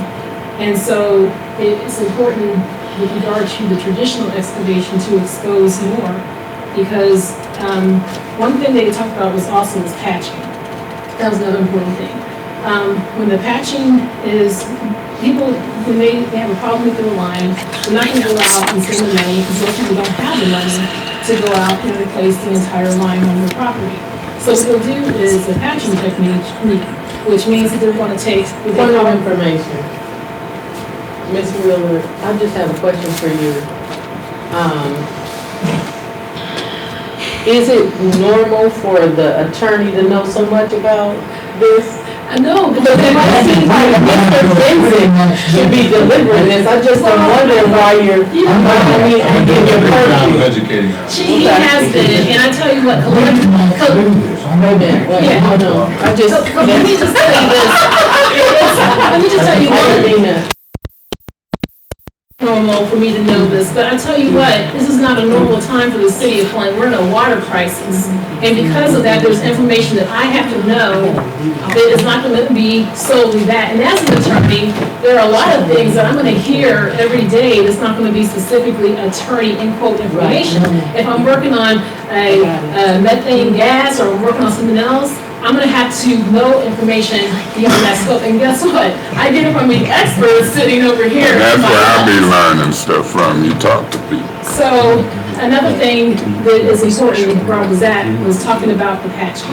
And anything that I get wrong, I'm sure that Rob can chime in and thank you. And so the other thing I wanted to mention, and like I said, that's why I referenced the Flint meeting, so you can hear this yourself. And that I listened to one thing. Okay, so that's one thing that I was able to get off of even just watching the video, is this information. So the patching, what they use, like I said, is a splice line. People can't afford to just go ahead and have a full line in place. So because it's spliced, it means you're putting a lead line and a copper line together. And then you take, they call it a dresser coupling, or a joint, something to put them together to attach them. So if you have that going on with your line and you're doing the hydro excavation, you possibly could miss someone's line, and it might appear to be copper at the curb stop and copper inside the house, but in the middle it's not. And so that's one of the concerns. I'll also reference for you, Mayor did do a response already to the DEQ's July 23rd letter. It talks about that. It also has 2 examples of that attached to a letter when we're responding to the state's demands about why we want to use this process. You know, and like I said, we've already been through this situation. Okay, so if one person's house still has lead in the ground, it's important to the administration, it should be important to all of us, and I think it is. So I just like I said, want to just reiterate that. That's what Huey, Rob, all of us have been battling with the state about. We had a really challenging call last week dealing with the same thing. And I don't want any of us to be fooled that they're sitting here talking about millions of dollars and what they fear is going to happen and all these type of things. To me, it's just a weapon of mass distraction because the focus is the people. And like I said, we are looking at the money, we're looking at the resources, we're looking at all of that. And in addition, in the settlement agreement, if we believe, and they quoted in their letter, if we believe we're going to go over, then we have the opportunity to go back to court and or actually go to them and ask them for additional funds and make our justification for why. So that's where we're at. Ms. Worthy, She wanted to make a referral first because she's gotta go. Ms. Galloway. Okay, so, I wanna do a referral, asking or giving some information. I'm gonna say Mr. Gilchrist, because I have a letter here that says it came to Mr. Bensick and Mr. Newsom, CC'd AECom,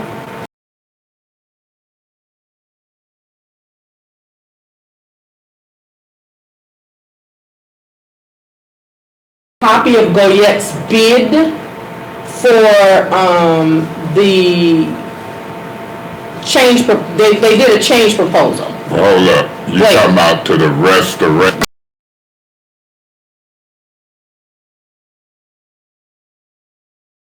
of the service line Correct. bid for Goya. Because from what this letter says, they were verbally instructed by Mr. Gilchrist to suspend the use of soft excavation, and we're not gonna go into it, but according to them in their bid, that was one of the equipments that was included in their bid as part of them doing their work, which is not the same as what Martha Brown is doing according to them. And so they have submitted an additional documentation saying this was part of our bidding process.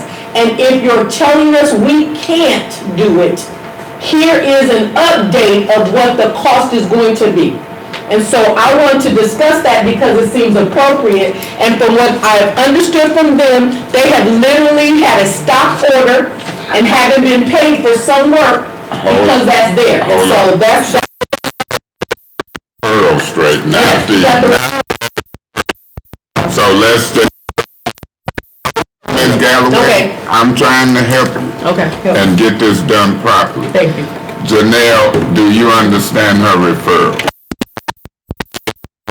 Contract language or the bid language and contract language for Goyette. Hold up, you said it included some language that's gonna say that they bidded and talked about hydro excavation in that contract. You looking for that, that's what No, you're looking. the equipment, it's the equipment that they use. Yeah, what they would use. Right. Traditional hydrovac, I already know because they've been using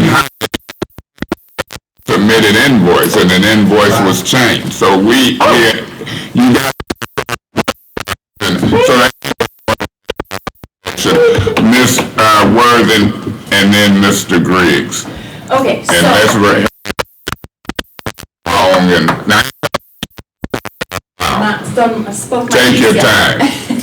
So, and I'm concerned all the time about my senior residents. They have no water, they have $100+ water bills every month, and it's one senior that doesn't take a shower every day, doesn't do laundry every day, and their bill's $100 on a $700 budget. That's just my piece right there. But besides that, factually, and that's where I'm going with this, is this is what the state says, and based on everything I've heard, the FWIC information that was given hasn't convinced me one bit just yet at all. Assistant Michigan Attorney General Richard S. Call told attorneys for the city in a letter Wednesday, August 1st, that the decision to end the practice of excavation by using high water or high pressure water rather than traditional backhoe is unreasonable and urged officials to reconsider. It says, instead of excavating holes around the service line to identify its composition, the city began ordering contractors to dig 10-foot-long excavation to determine what lines are made of, raising the estimated cost from $77 to $1,700. Call's letter says Flint cannot be reimbursed more than $5,000 for each excavation and replacement its contractors carry out without DEQ approval. Something it should not expect because there is no measurable public health benefit to excavation versus hydro excavation. And I'm always worried about public health. And I'm sorry, I have to agree with that one because I haven't heard any evidence otherwise from anybody in the administration. And I told you this last time we were here.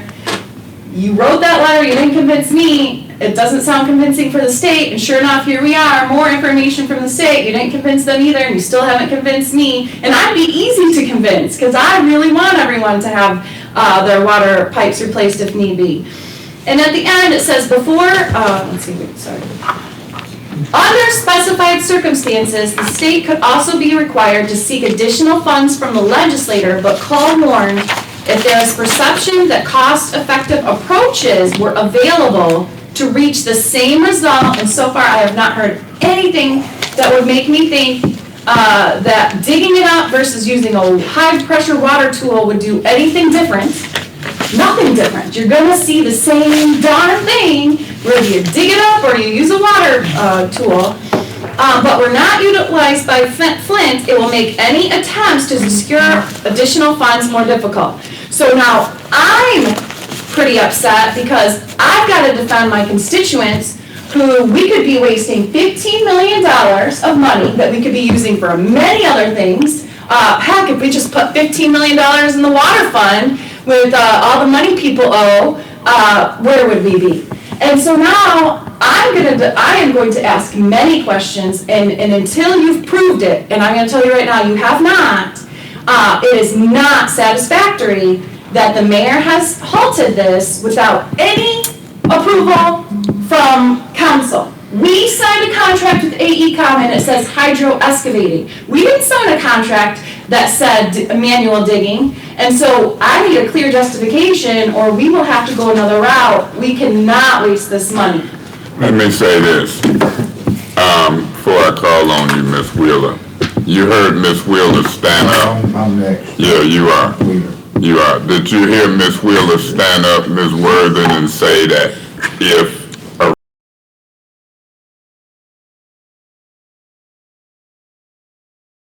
here with copper and then we don't know what the middle is? I'm going to submit to you and Ms. Wheeler. When we check it, whether it's 3 or 4 feet at the shut off, the curb box, and we check it in the house, I know of no houses where we done dug a trench and looked at that whole thing in between. It just haven't happened for over 6,000 and even the ones we doing now. We not tearing up everybody's yard looking in the middle. So that means I can't buy if they repair it here and it's copper, and they repair here and it's copper, it could be lead in the middle. Then we'd have to dig up 100% because I don't think there's no industry standard that say they splice it 3 feet, 2 feet, or 4 feet. They splice it 2 feet, 3 feet, or 4 feet. So somebody trying to blow some smoke up Councilman May's dress pants, if you ain't digging up the whole middle, and you ain't up Councilman May's dress pants, because if you ain't digging up the middle on every job, you gon' possibly miss one. And if one is that important, it ain't making logical sense. So now your price gonna really go up high. Because it ain't whether it's 10 foot, 4 feet, or 3 feet that you do traditionally. It's the whole thing. And it's the whole thing going from the curb box to the house. And it's the whole thing at every house where you gotta cut in the street. That ain't been our phases of work. So we better talk. Because Councilman Mays is saying, somebody trying to blow smoke up his dress pants, and it ain't gonna happen. Now, if anybody can tell me that we digging up the whole thing, Mr. Branch, because Mr. Gilchrist kind of implied we ain't got for the mayor that you can answer. Thing on both sides of the curb box in the middle. We gonna talk. We gonna continue to talk, Ms. Worthing. In all due respect, Mr. Griggs, you got the floor. First, Ms. Wheeler, when did my plumber Max decide to talk to lawyers about plumbing? He didn't talk to lawyers, he talked to the quick meeting, okay? It's like having a lawyer in charge of EPA.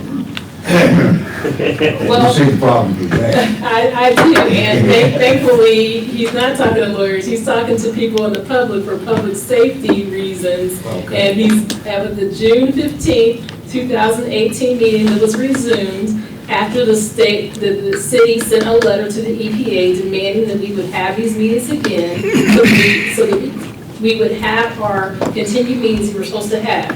We had our first meeting, and that's the first thing that was brought to the attention of the quick meeting. Councilman Garrett was there, he was at the meeting. So anyhow, the point being. Anybody technical there? No. Yeah. Really good.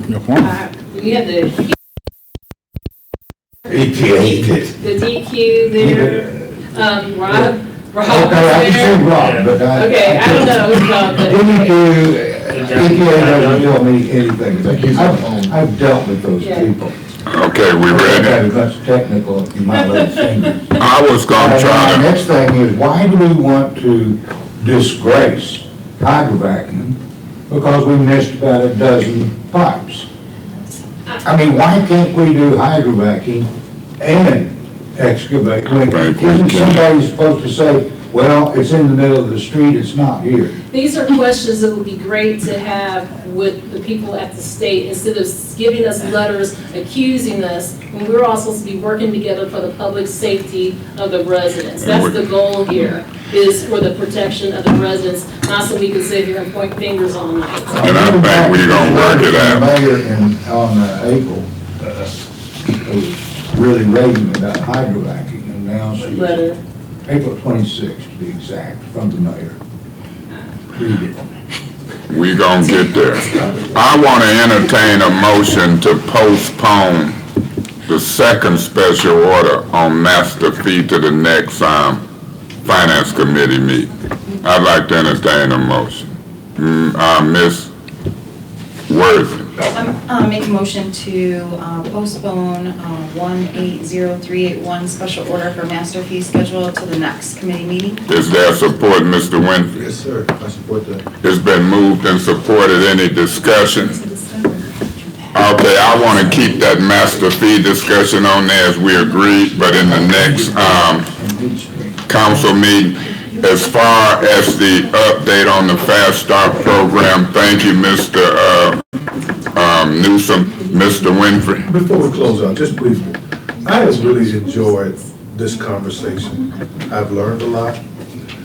But I want to just say to my colleagues, let's tone it down a bit, because the questions that you're asking are important.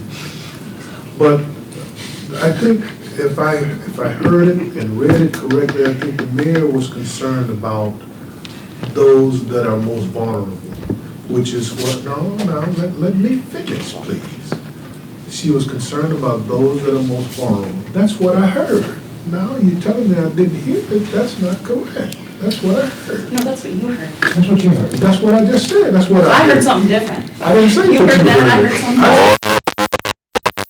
You shouldn't be talking when he's talking. That gets us in trouble. Let him finish. Concerned about, That's not a warning, it's just a fact. there was a public health concern that she had, and that's significant. But again now, let's don't piecemeal what I'm saying, let's put it all together. The information and the conversation that we've been having this evening has been good. And this is what gets us to these, framing some of these questions that we need to have when we have these folks in here on these sworn testimonies. So let's tone it down, let's ask the questions that we need to ask, get the information that we need to ask, and let's don't stop this Because if we start a fight, how do we get into a fight? If you're really good at what you're doing and you really got your facts together, you don't need to fight. They will substantiate themselves. That's all I want to say. And that's the strategy I think we moving toward, or I'm trying to help move toward, but it's gonna take some folks at the table. Because I see something in hydrovac and facts, but even though we on the motion to Ms. Fields, you said something in my ear before you left as it relates to the special order on the master fee schedule. What's your point? Back to Councilman Winfrey, who's fighting? Let me do this. It's not a point, but I'm gonna give you the flow so you can properly talk to him, but it ain't a point. You got the flow, so go ahead and talk with him. May I respond? Sure, y'all talking freely, you and Mr. Gridley. Let's do it, I can see the tension, and an idiot can see it. We don't need to get all upset about this. If you want some information, claim it. Tell us what it is. If you have some issues with something, tell what it is. I'm not If you, well, I'm trying to answer your question. He was upset. So that you can see it. I'm done. So, Ms. Worthing, Excuse my passionate tone, but when we're talking about $15 million, and so far I've received no justification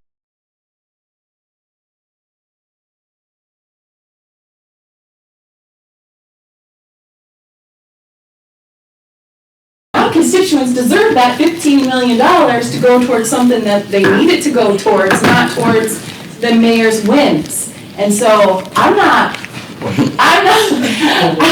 passionate about $15 million because that's a lot of money. And so I'm not trying to start a fight or an argument or, be rude, but I guess I see it as part of my job to say, what are you doing? And just a point of fact, as much as I liked Obama, my one complaint about him was that he was never passionate enough for me, although I miss him greatly. He was never passionate enough for me, and I like it when people show passion for the things that they want to see answers to. It shows them care.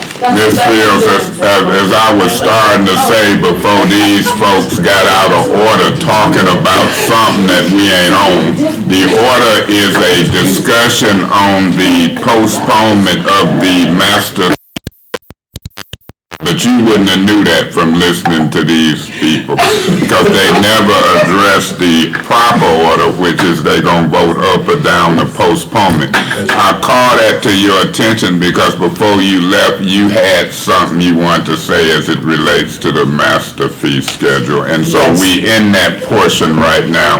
And even though you might ask what you want to ask, say what you want to say, you'll decide whether you vote to postpone this special order or we'll go into it if the motion to postpone fails. It's a motion on the floor. Ms. Fields. Well, I just had a question for Mr. Benzik on this master fee schedule.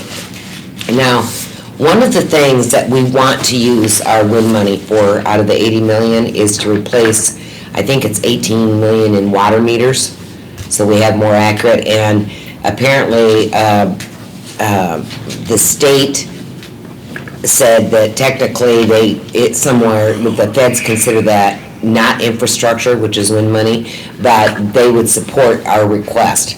Because they said there's a question, are the water meters part of the collection service versus infrastructure?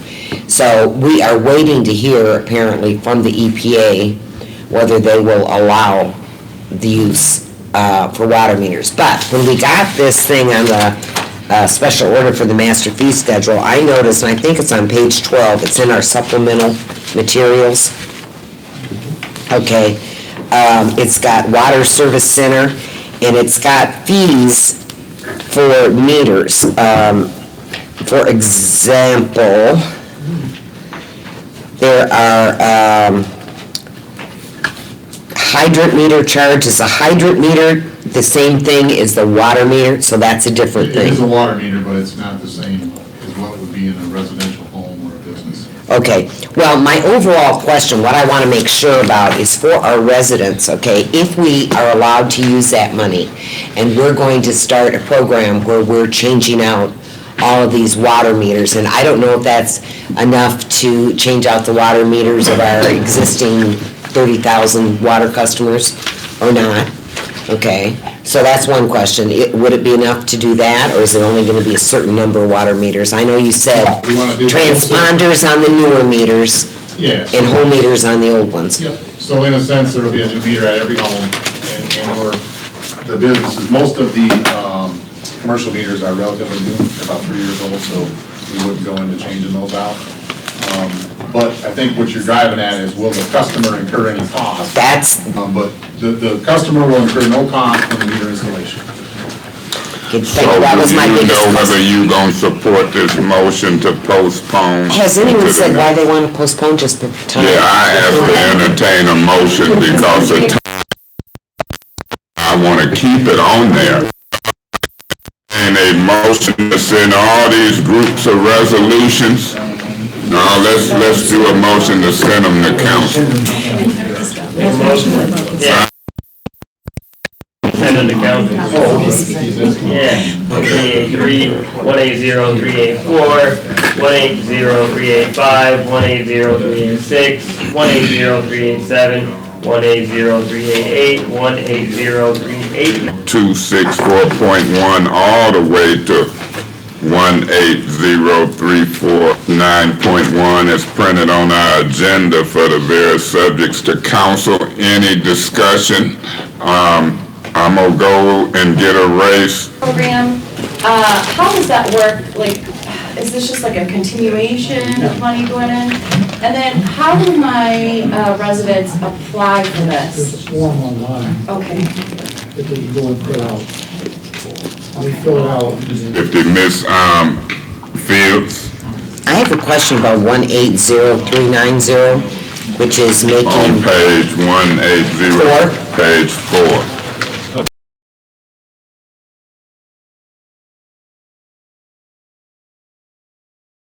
da-da-da, drinking water. Mr. Benzik, I just have a question for you. Are you going to be here? But Fall over dead on my way out of here, I mean, that's a possibility. I hope that doesn't happen, but.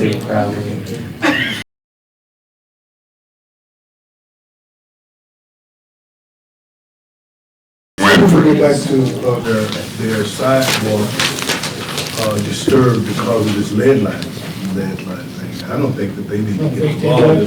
They're not required for that. Okay, This is if you got a cracked sidewalk somewhere else. okay, good.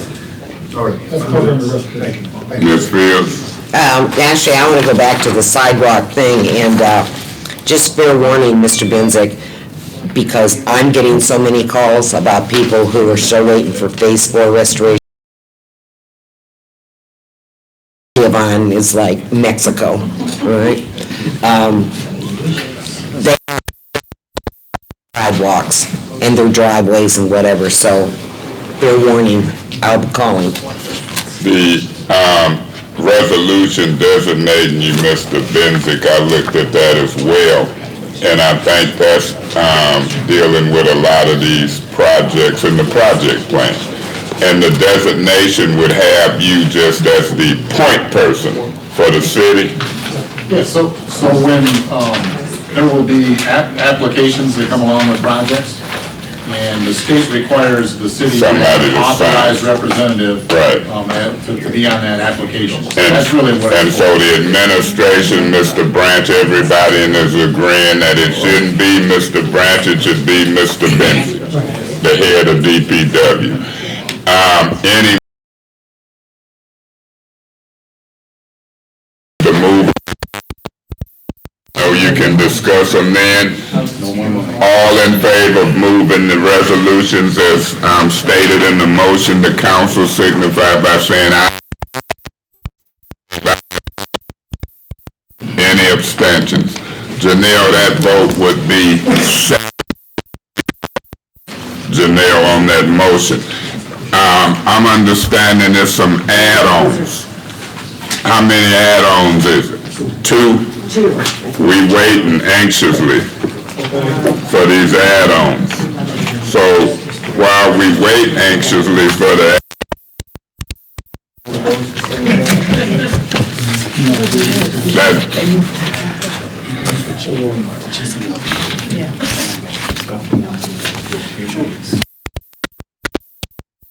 gone? I'm gone, sir. Why can't you hesitate a couple more minutes? Do you need me for something? Yeah, I wanna ask, you got it. I can sit and talk to you. Okay, well, before we go to the add-on, the resolution for reconsideration, and if you take my call, we can talk later, if you gotta go. Be some conversation about that.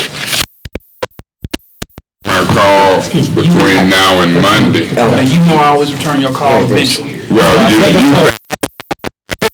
glad you said eventually. You get a call from me in the morning. Yeah, we'll talk about that.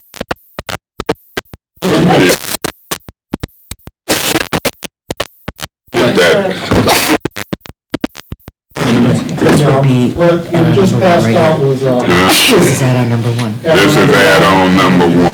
It's not accounted for, we're gonna be developing, here you are. Mr. Branch, Ms. Wilcox, actually, if you could, light and some other things have been like a huge problem. I mean, our number one call is light, and I was hoping that maybe we could get some clarity, because I know my constituents are, do we know yet, or is that something that's gonna be Mr. decided? Branch, you was gonna say something before I called on her. Go ahead, Ms. Wilcox. So the budget that was submitted in the grant application spells out categories according to, I think you're familiar with the 3 different categories in administration. The final budget is still to be worked out. There's some additional things that HUD will be talking with us about, and we will be finalizing the budget. So there is still some work to be done on exactly what gets done and where it gets done, specifically within the target area. But T, will demolition be included under this? demolition and blade remediation generally is a category within this grant application within the target area. Yes. I think the key there is within the target area of the grant. Yes. Okay?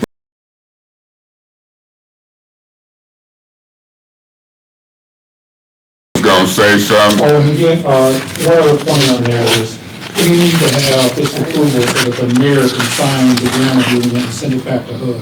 This is a requirement. If this is the grant dealing with why that guy from Hood came here, what's the secretary's name? Mr. Carson, Ben Carson. Okay, so it's been moved, by Mr. Guerra, supported by Mr. Griggs to move this add-on one resolution to council. Any further discussion? All in favor signify by saying aye. Aye. Any opposed? Any abstention? Janelle, that motion was passed 7-0. Let's see, is a add-on number 2? Yeah. Is that on number 2 coming down?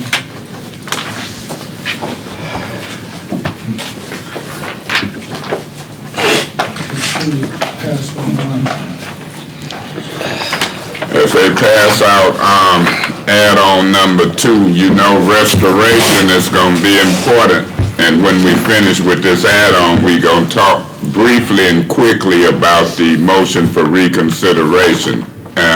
Mr. Guerra raised it earlier. We'll try to see what our vote count look like if we can. We don't know, we'll see. Add-on number 2, Mr. Branch, go ahead and put the title and communicate what this is. Resolution approving the appointment of Craig Hamilton as the Deputy Director of the Department of Public Works. Mr. Hamilton is here, along with Mr. Benzick. And this job was posted. We had several interviews, and Mr. Hamilton was selected out of the interviews. His resume is attached. Would you like to join us real quick at the table? Mr. Hamilton, your resume, and this is an add-on, I ain't looked at it. Where you coming from? Where you from? I live in Clarkson. Do in Clarkston related to this? I was a laboratory director of a chemical company. Laboratory director of a chemical company. And the deputy director, thing things and all of that. You done been vetted and you to us. What make you ready to handle this big-time deputy director job in the great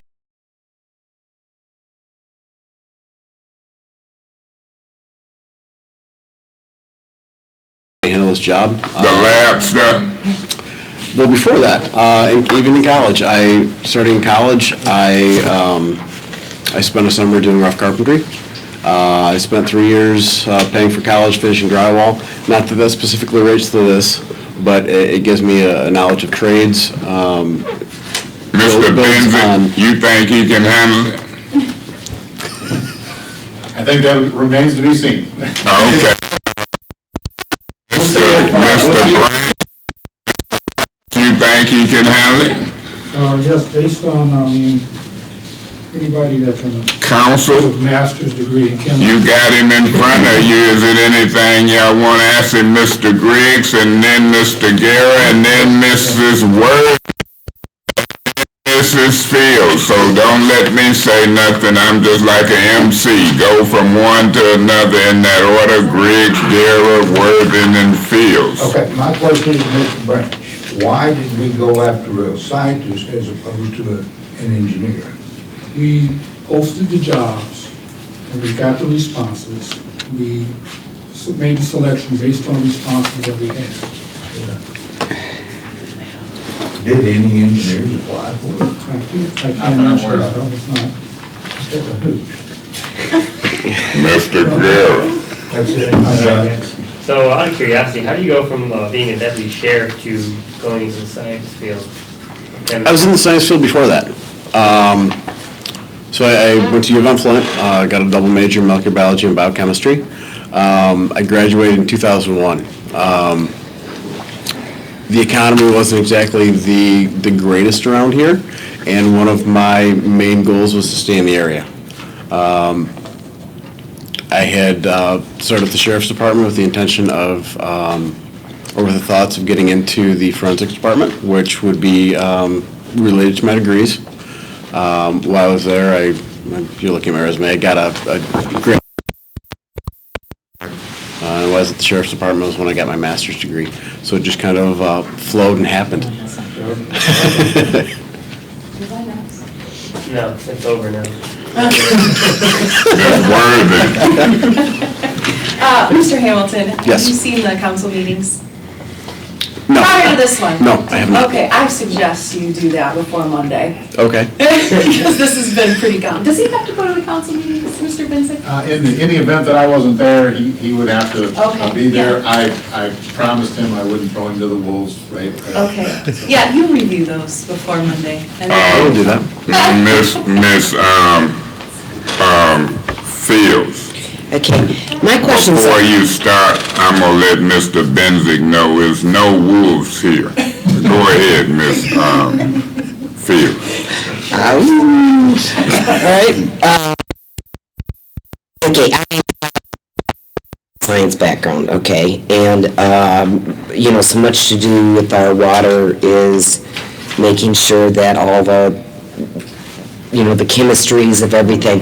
The thing that I don't see here, although I may not understand exactly your job with Dow Chemical, is the DPW director, has to deal with, that's basically the point of contact person, even though in this situation, we have hired an outside company for $5 million, AECom, to oversee many of these projects. The reality is, and I don't think I'm misstating this, but the DPW director's job is really to be the person that has his eye on all of these projects to make sure even the people who are supposed to be managing the projects are doing what they're supposed to be doing. In addition to that, we have all the road projects, we have, so even though you had some background kind of in the trades, as far as I can see, the biggest weak point, unless there's something in your experience, is dealing with these big water infrastructure projects. I mean, what have you done that you feel would give you a handle on oversight on all these various contractors that are involved in all these various projects for water, streets, etc.?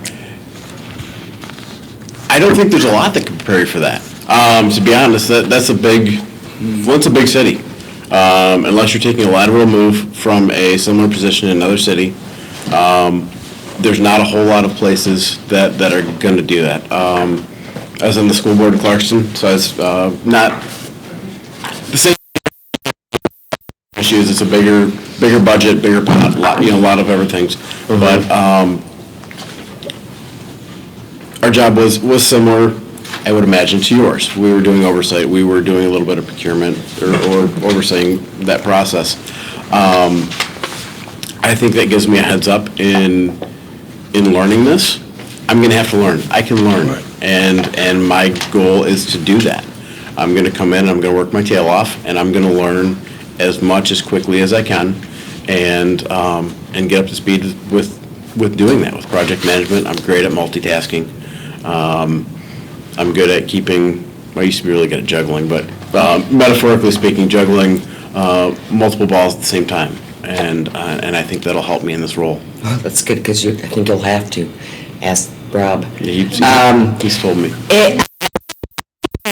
Good answer, because really, it's hard to find now, like Rob, a lot of his strengths are Rob has worked his way up through the system. He's done probably most jobs to do with, that are involved in DPW and the water treatment plant and, the construction pipe projects. So that, and I think you come. And to interrupt real quick, when I think about taking on this job, I'm obviously not starting at the bottom up, but as time allows, I would like to go and learn all those jobs. Not to the level I'm sure that Rob has, because he's done them for years. But I want to know those jobs, and like I said, as time allows, it sounds like there's a lot on the table, a lot of balls in the air. It might not be tomorrow, it might not be next week, but as I have a couple spare hours, I want to go out with the crews, and I want to find out everything. Well, I think that's a very good response, because basically you can't supervise somebody in a job and you don't even know how to do their job, which I think why Mr. Griggs is looking, wanted to see an engineering background, because that's his background too. It's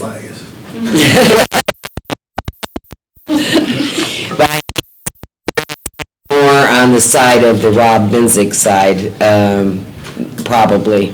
But very nice resume. I don't know how you got a master's in chemistry, beyond me.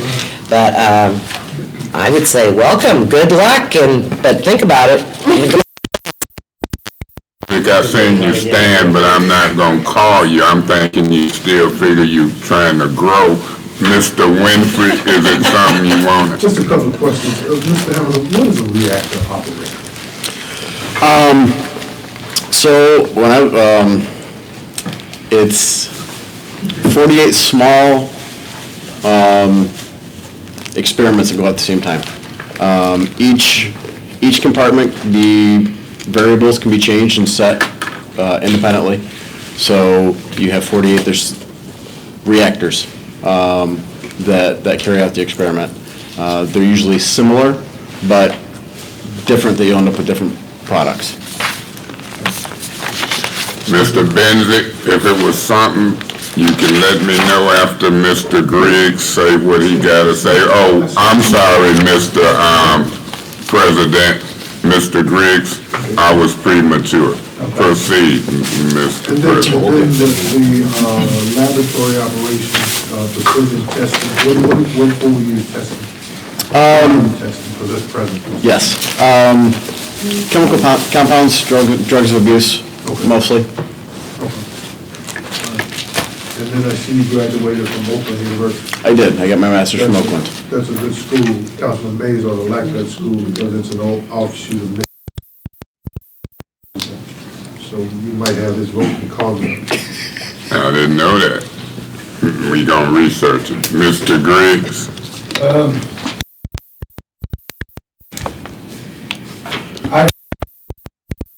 These decisions without taking technical into it. That's how we got into our water problem. We didn't have anybody smart enough with the water treatment plant to dip a 5-cent piece of litmus paper in the river water. I know from previous experience, all rivers are sick. Lanes are sick. That's our big mistake. And that is non-qualified people. Right now we have a city engineer, but he's got a master's in agricultural engineering. That's nice. But all he's done is a city engineering background. I don't know if Mr. Benson needs a lab manager in his jobs. And this concerns me. I can't support this. I have nothing against you at all, Mr. Hamilton. But I just can't support this. I really can't. Flint's been making these mistakes time and time again. And we've got to pull our head out pretty soon. That's all I have to say. Mr. Benzie. Mr. Davis, go ahead. Thank you, Mr. Chair, Mr. May. I'm a firm advocate, because right now you remind me of me. A lot of people don't understand. Anybody, people come up with passion. A lot of some very good opportunities of talent.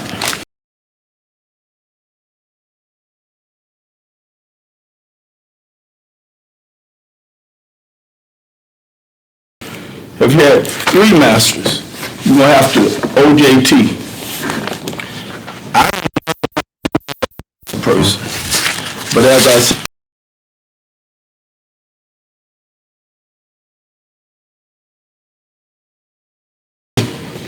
especially dealing with chemicals, you're a student, whatever you learn, you're gonna be good at it.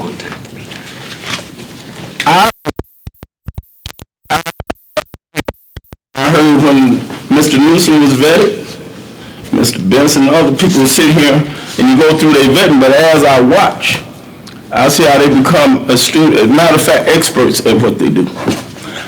I don't see you being no different than them. With a little, one of the best given time, and I'm done. Thank you. Mr. Benzic, you're moving around an awful lot over there. You want something to say? I'd like to say a couple things. So, first of all, I think Mr. Hamilton stated it well. He's already proven he has a master's degree in chemistry, microbiology. He can learn.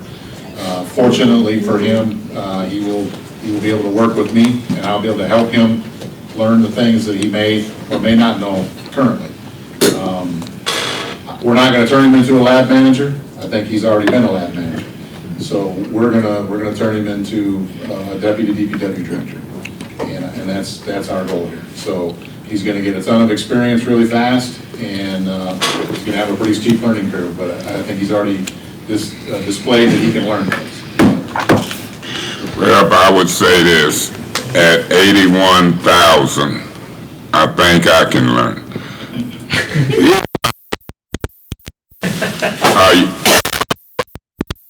You working right now? Yes. This is scheduled to start on August 20th. Be working on August 20th. One way or another, I will be working. So you'll have to let something go if you get this? Yes. And so you already done looked at all of that? Yeah, the discussions. I'm counting votes, and right now, I'm counting 1 no support. I'm hearing 2, maybe 3 or 4. How many you need, you know? Depends on. Hey, it's part of it.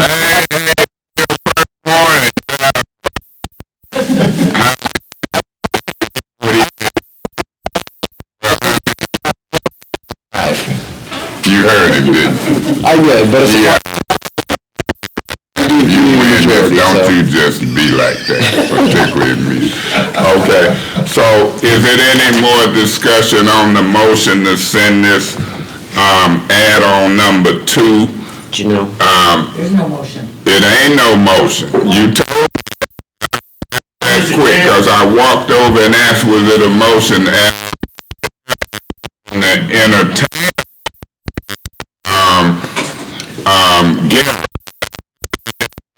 name Mr. Craig? Yes. Let's see what Mr. Guerra got to say. Make a motion that we send Mr. Hamilton to council for a approval for his appointment. Do you want to move Mr. Hamilton? It's been moved He is added that on. we gonna send add-on number 2, Mr. Hamilton, to council. It's the add-on resolution. Is it a support, Support. Ms. Fields supported? Any further discussion? If it ain't no further discussion, then it's fixing to move to council. Our main favor, say aye. Any abstentions? So the vote count, Janelle, would be 6 yes, 1 no. It would move to council. We'll see what happens on Monday. Look, Thank you very much. any more work or investigation on that you got to Monday? Now, discussion items. Now, I'm going to entertain a motion as it relates to these discussion items so we can get these other business out of the way, but I don't think I spoke the most in this council meeting today. Look, I'm in this Fields 26, Mays 21 or so, and Galloway 10. That's the bulk of it. 26 or so, Miss Fields approximately, 21 Mays, 10 Galloway. I don't mind carrying them. They can stay on here, but I done looked at some. For example, look at the first one, discussion item 180365. Tell me if the Mays and Fields discussion item, look at 18002, 18002, and they kind of seem to talk about the same thing. And so I done went through and I know which ones seem to be duplicates. And I can tell you, and then I could kind of clear up some things. So this has been a long meeting. And even though I've done my homework, I'm gonna ask that everybody do their homework on the duplications, the discussion items, and I want you to look through them.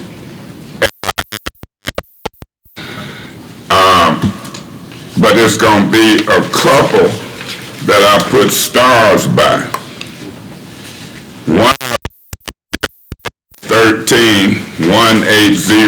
113-180356. Can you imagine where I put a star by 180-356 on page 13? Because we gotta set dates, times, and people.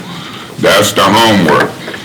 Whoever needs to be talked to as it relates to the flow of this money from the state to the city, the very things we spend a lot of time on. And I'm seeing hydrovacing gonna come up somehow. So keep that in mind. Make your list. You know what I told Ms. Brown? I said at the next finance committee meeting, I wanted it to be the first day of the hearing. We might be there and we might not. But this hearing, we want to send out letters to the MDEQ, to the mayor, whoever we need to be here. Send out a polite request that they join us on the specific date, time, investigative hearing. And we'll proceed legally to try to get them here. Ms. Fields. I'd like to mention that,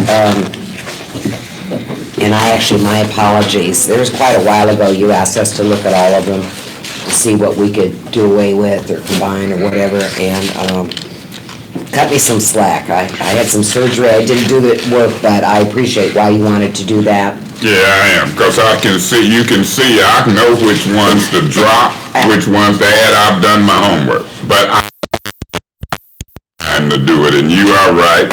If I go to jail or have surgery or disappear, I'm gonna want some slack.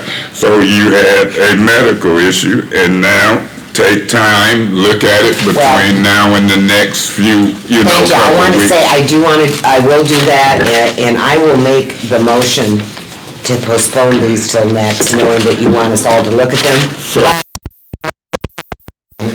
I want to make note of, I also want to look at, I have been given, it was in my box, I didn't have time to read them, copies of several referrals that were answered, okay, but there are many, many more on here that I know I've had referrals that have not been answered, and I do know these have been out there, some of them for a very long time, okay, and we go over this every meeting, Mr. Branch. So I'm also, just like you combined them to see how many each council person did them, I'm gonna combine something with, how many of these referrals I've had in each committee out for how many months and how long, to find out where my referral is, because there's some key referrals that I've made that, I'm quite frankly, I'm tired of waiting for the response on it, and I've actually talked to some other council people about possibly having to subpoena these documents, because we just, some of these are on here from 2016, 2017, 2018, and I'm tired of waiting responses. I know how busy everybody is and how short-staffed, but there's some really key things that I've asked for that I've not gotten, especially in the Finance Committee. So I will look through them. I will try to eliminate duplications or things I've already received, but I'm also going to prepare a list and share it with the administration of what I'm still due to have, because we do this every single meeting. So anyway, I'd like to make the motion to postpone all of the discussion items until the next Finance Committee. It's been a motion made. Is there a second? Mr. President? I second the motion. So it's been moved and properly supported to postpone the discussion items until the next Finance Committee meeting. Is there any discussion on the motion? I would say this. I want y'all to look at discussion item number 180207 on page 11. 180207. Ms. Fields, I want to know if that can be dropped. 180207. Oh, yes, it may be dropped. Okay, so Janelle, I would ask that 180207 objection. I want to call your attention to 180292 on page 11, and I would ask that be dropped without any objections. 272? 180292 on page 11. 180292. 92 is on 12. It's a billing language changes. 180292, it's May's, page 11. Different page. Oh, I got to amend it. I'm still on the old one and y'all on the amended one, so that's making the difference. 180292, I would ask that it be dropped. Also, I would look at 180026. On mine, it would be on page 8. Now, I would call your attention to 180023. And see, do y'all think that's a duplication? Both of them talking about them 7 houses. Would you give us those two numbers again? 180026 and 180023. You see them both talking about them properties and houses? Y'all see that? So I'm thinking we can drop 180026. That's yours, it's your without objection. priority.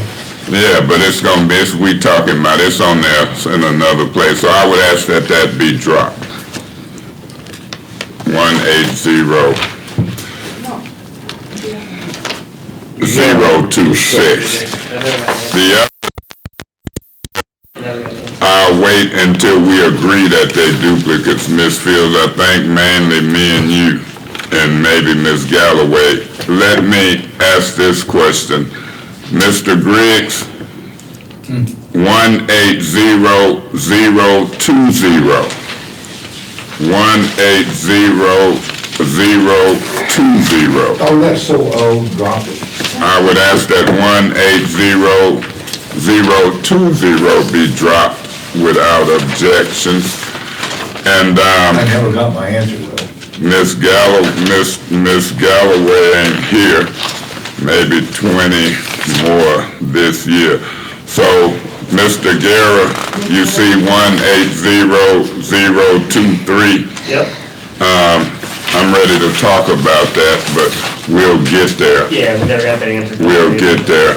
I'll tell you what, executive session, water crisis lawsuits, 180083. I'm gonna ask that be dropped.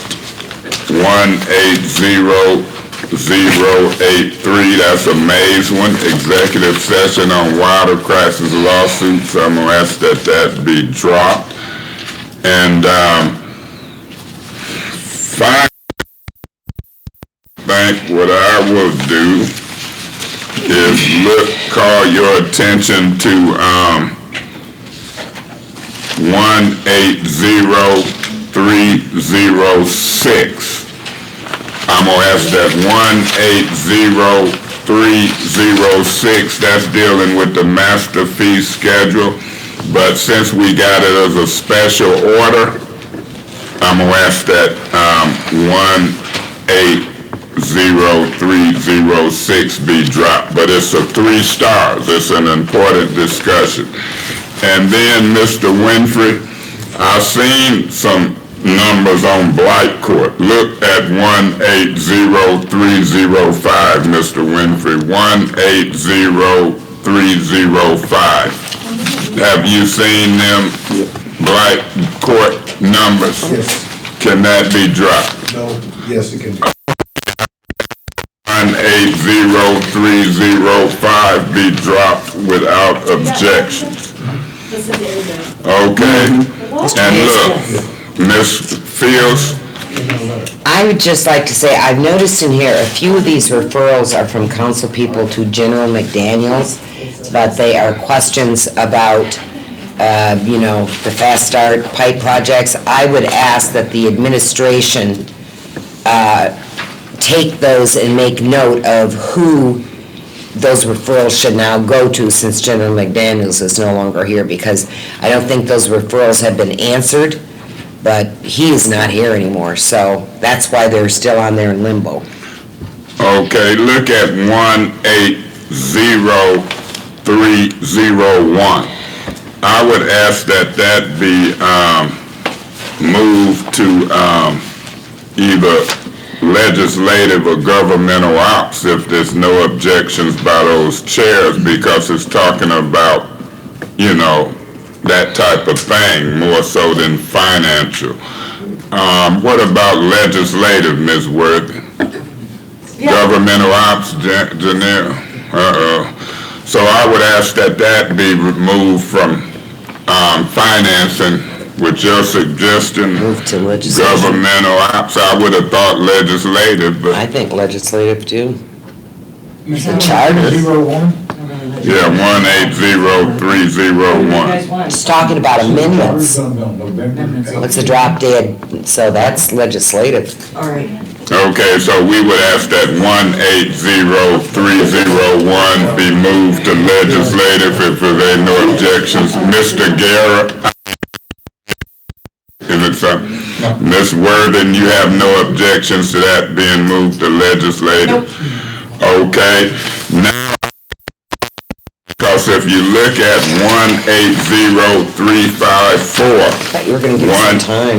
180354, Mr. Guerra. This one is dealing with the signage and police and that type of increase in penalties and dumping. Should it be governmental ops or legislative, or should it stay here at finance? Drop it actually, because I worked with the president on that. Okay, so we'll drop 180354. And so I could go on because I've made notes, but you might not hear me support the motion to postpone. These are some serious matters. But is there any more discussion on these discussion items? Next, finance. Any more discussion? So, all in favor of postponing for 2 weeks the finance committee meeting, signify by saying aye. Aye. All opposed? Aye. So the vote would be 6 yea and 1 nay. The agenda, I think that takes us to the end, and I would say the only other part of the agenda before we adjourn new business would be setting the date for the investigative hearing. Ms. Fields seemed to support that. She think it's significant that she supports something I support. I don't think it's significant, I think it's normal. But my position is this. I threw out a date of next finance committee meeting. And it might start and adjourn, but I'm trying to make it convenient because I don't know what dates people have available. But we know we show up for committee meeting day. And Janelle seems to want to interrupt the chair. Go ahead. If I may, maybe that's something you could work out with Angela and Inez first, because there's a lot of preparation involved. And I will, but I'm also always start with the council. And when the council decide of a date, that's what I'm gonna kind of lean toward. So President Winfrey, Mr. Guerra, Mr. Griggs, Mr. Davis, Ms. Worthing, and Ms. Fields. I'm thinking we're gonna take at least 2 days. Maybe each 3. So sessions to be. But you heard a name come from the MDEQ today. That's the time.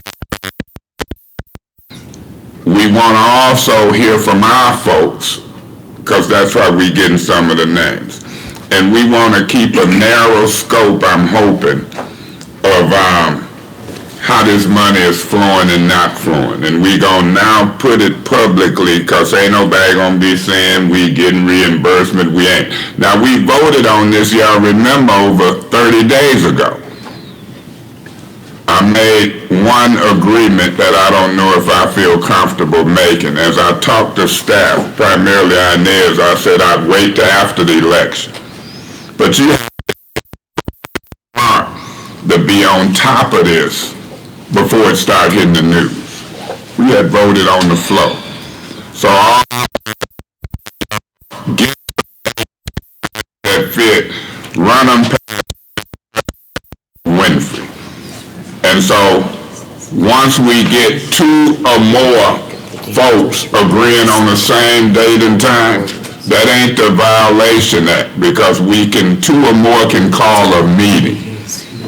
And so run that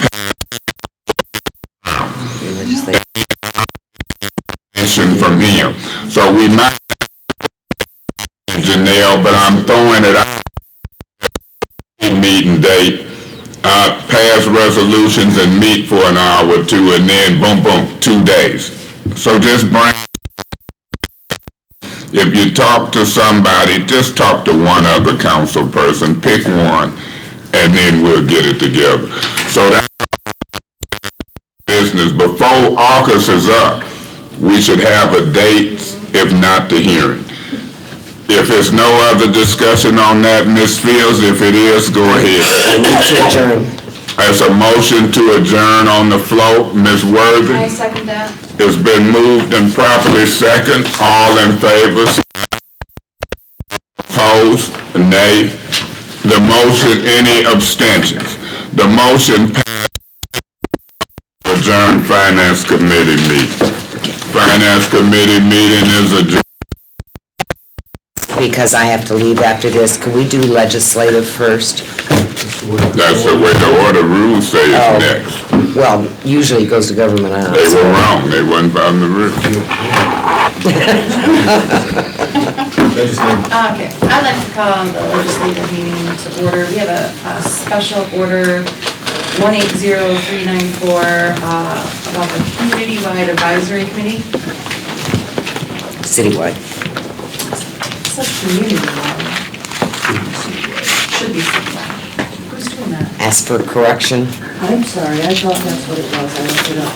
Nope, citywide. Is Wilcox supposed to? Well, I think this is actually, Okay, Mr. Miller, What's your question? are you doing the special order? No, I don't think so. I mean, I don't know what it's, Madam Chair, Ms. Fields. I'll tell you, I asked to have this put on, and this is why. We had this ordinance, we had a first, and I think even a second reading, and then you brought up a legal opinion that since EFM order number 10 was still, well, some order, I can't remember which one it was in effect, 33, I think. that, yeah, okay, that the ordinance wasn't valid. So I've been waiting for your department to bring the ordinance forward and for another first reading, but you said you wanted to tweak it, but you never bring it forward. Well, never, I mean, this is like, never's a long time. We haven't finished it, but what I can let you know is that we have, and we got our last comments back from Suzanne Wilcox, happened to be today. Okay. And so we'll have something for you within the next 2 weeks. So we have been working. Okay, well, I just don't want, and here's why this is important. Time goes by so fast here, okay, and they were so late in bringing anybody to review our block grant funds, and I think we're still gonna have more reprogram funds, that there was nobody on this board. And people got notice like on a Thursday for an all-day Saturday session, and only 3 people showed up. So I'm trying to get anything I can done out ahead of the curve so we're not late all the time, because we end up submitting and approving action plans at the 11:30 hour. So let's take care of this. Let's get this ordinance up again, get first and second reading, and get those people appointed, and then move on. Well, I'll just so you know, like, so we've already been working on it, working also with Ms. Wilcox, and so I anticipate that the next committee meeting will have something ready for submission to you. Mr. Rose? Are all 9 roads represented on CWAC? I'm pretty sure they Yes. are. Any other? And mayor normally gets 2. Each council gets 1 representative, and the mayor gets 2. Or at least it has been in the past. Any other discussion? Okay, for discussion items, Madam Chair. Mr. Mays? Yeah, on the discussion items regarding the, water ordinances and stuff, I would say this. In that vein, we reached an agreement of 10% of the delinquency, the current, and a cut-on fee. Well, it came to my attention, Mr. Branch and Ms. Wheel, I want you to hear this, that the foreclosed properties this year, that the treasurer coming in to get water cut back on, they're telling them 50% of the delinquency. I don't agree with that. I've had conversation with Amanda, I've had conversations with Mr. Newsom, and then I seen Mayor Weave out on the polls at Hasselbrink. It seemed like we all believe that should be 10% of the delinquency in the current. I don't want the people who done lost the property to the treasurer. It ain't went to the land bank yet. They done lost it to the treasurer. We've created what's called a debt that they come and fill out what they 250% of their delinquent bill. I'm for the 250. You should be only at percent. Now, I don't know who all agrees with me here, but Mr. Branch, we got a guy 458, which would be what Amanda said it would be with the 250 deposit and the 10% versus 1,000 or 1,100 with the 50%. And so he been off since last week. That's when they start cutting them off and my phone ringing. Have y'all received any of these calls? Anybody? That's correct. So I get this done, Mr. Branch, if we can. Huey Newsom said, I'll think about it. I see. Amanda waiting for the word. I'm steady pushing it. That seemed to be a simple one. The mayor seemed receptive. I'm hoping to go out that they'll take the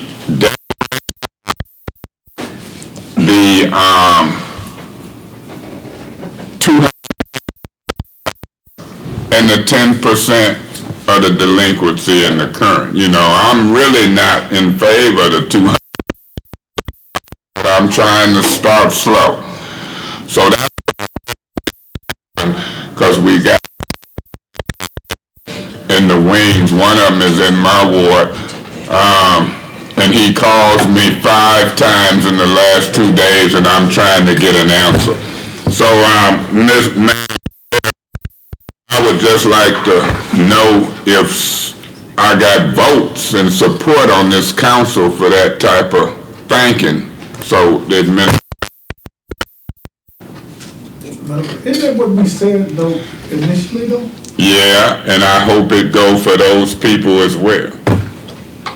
Now, can you explain this? It's homes that have been foreclosed. Yeah, in the upcoming, you know, this year. So say they lost them this year, and once the treasurer got them, for some reason, they went to cutting their wad off. Once they cut their wad off last year, the treasurer and the city came up with a form called a declaration of occupancy. And when they sign that, that's kind of like the affidavit, because the declaration of occupancy is notarized. Then they bring that notarized declaration in, and even though they're not the owner, and the treasurer is in the middle of it before it go maybe to us or the land bank, it allows them to cut them off. And so the question is, how much do it cost to cut it off? They saying 50% of the delinquency, and I'm saying let's treat them like we treating everybody else. You know, you're getting a 250 deposit, which is a little much, but let's go current in 10%. And Mr. Branch seemed to follow it. It's just got to be put in place, because I don't like the 50% that they charging folks. See, my thoughts on the ordinance, and then it would just be followed for all situations. But I have support for that. I don't see what I mean. So I think sitting here, at least 3 indicate if it just fits. When you mention it to Huey, the mayor and or Amanda, I don't think nobody has just said I'm against it. Get a consensus on giving the word. I'm trying to say the word is there, 10%. Let's see if we say on that. The other ordinance related thing and policy or whatever related thing, that's why I didn't want Mr. Newsom to leave before we discussed that, but he left. So that is something that's happening. And then the ordinance on the 7 houses. We got a draft, like the rubric of what we're trying. Mr. Millhouse, Miss Wheeler, gave me a first written.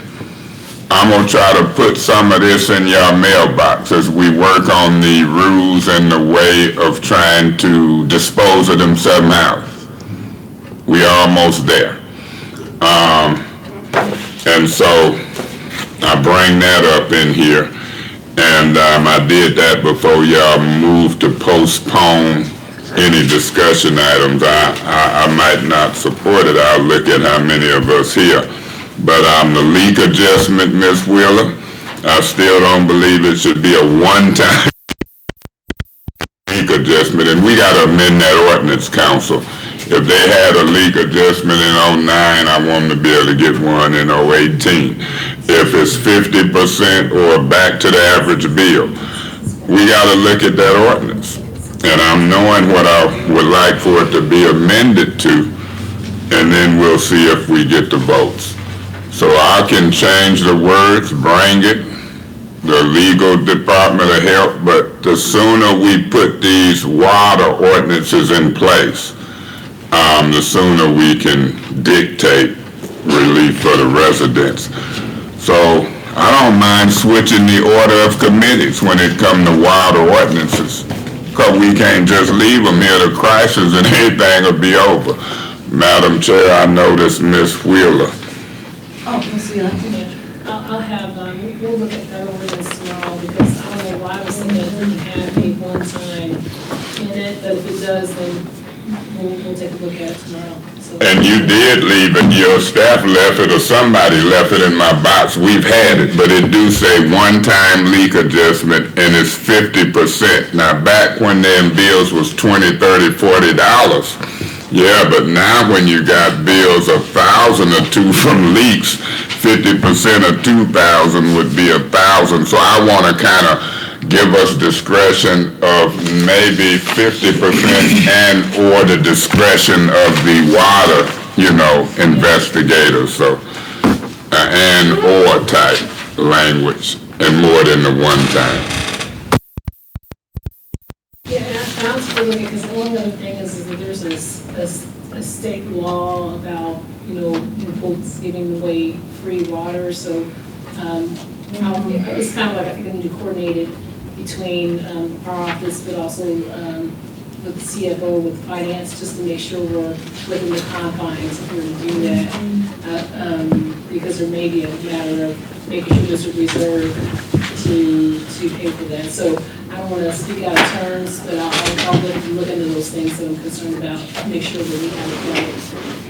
And Madam Chair, if I may, Mr. Branch, Ms. Wheeler, Council, I can take you to an address of a house right now of illegal water.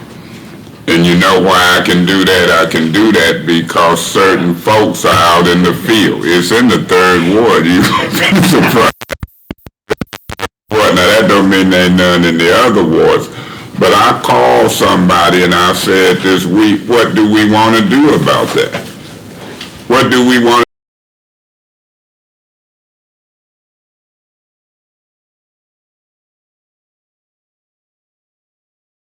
And we gonna give you amnesty. You ain't got all the personnel to go in there and search people's houses and the loot.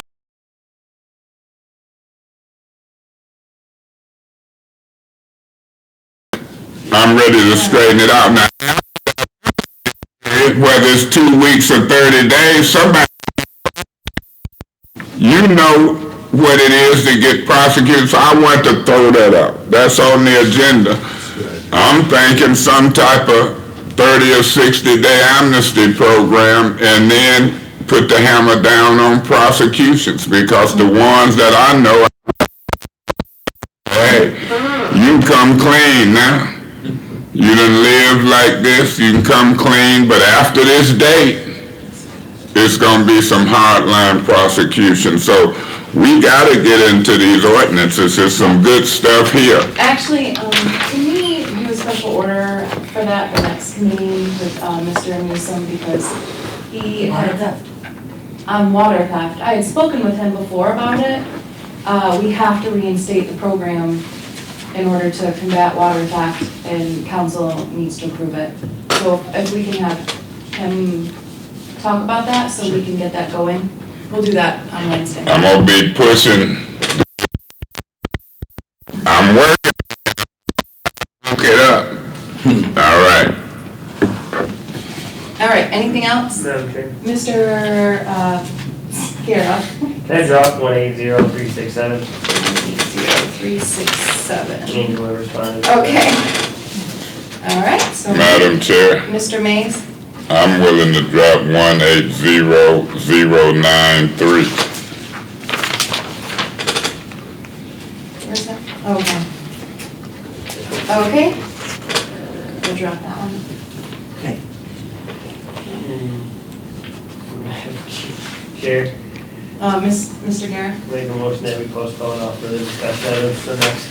There's been a motion, there's a motion on the floor to postpone. Any second or support? Mr. President? I support that motion. Okay, there's been a motion to postpone until next committee meeting, all the discussion items. Any discussion?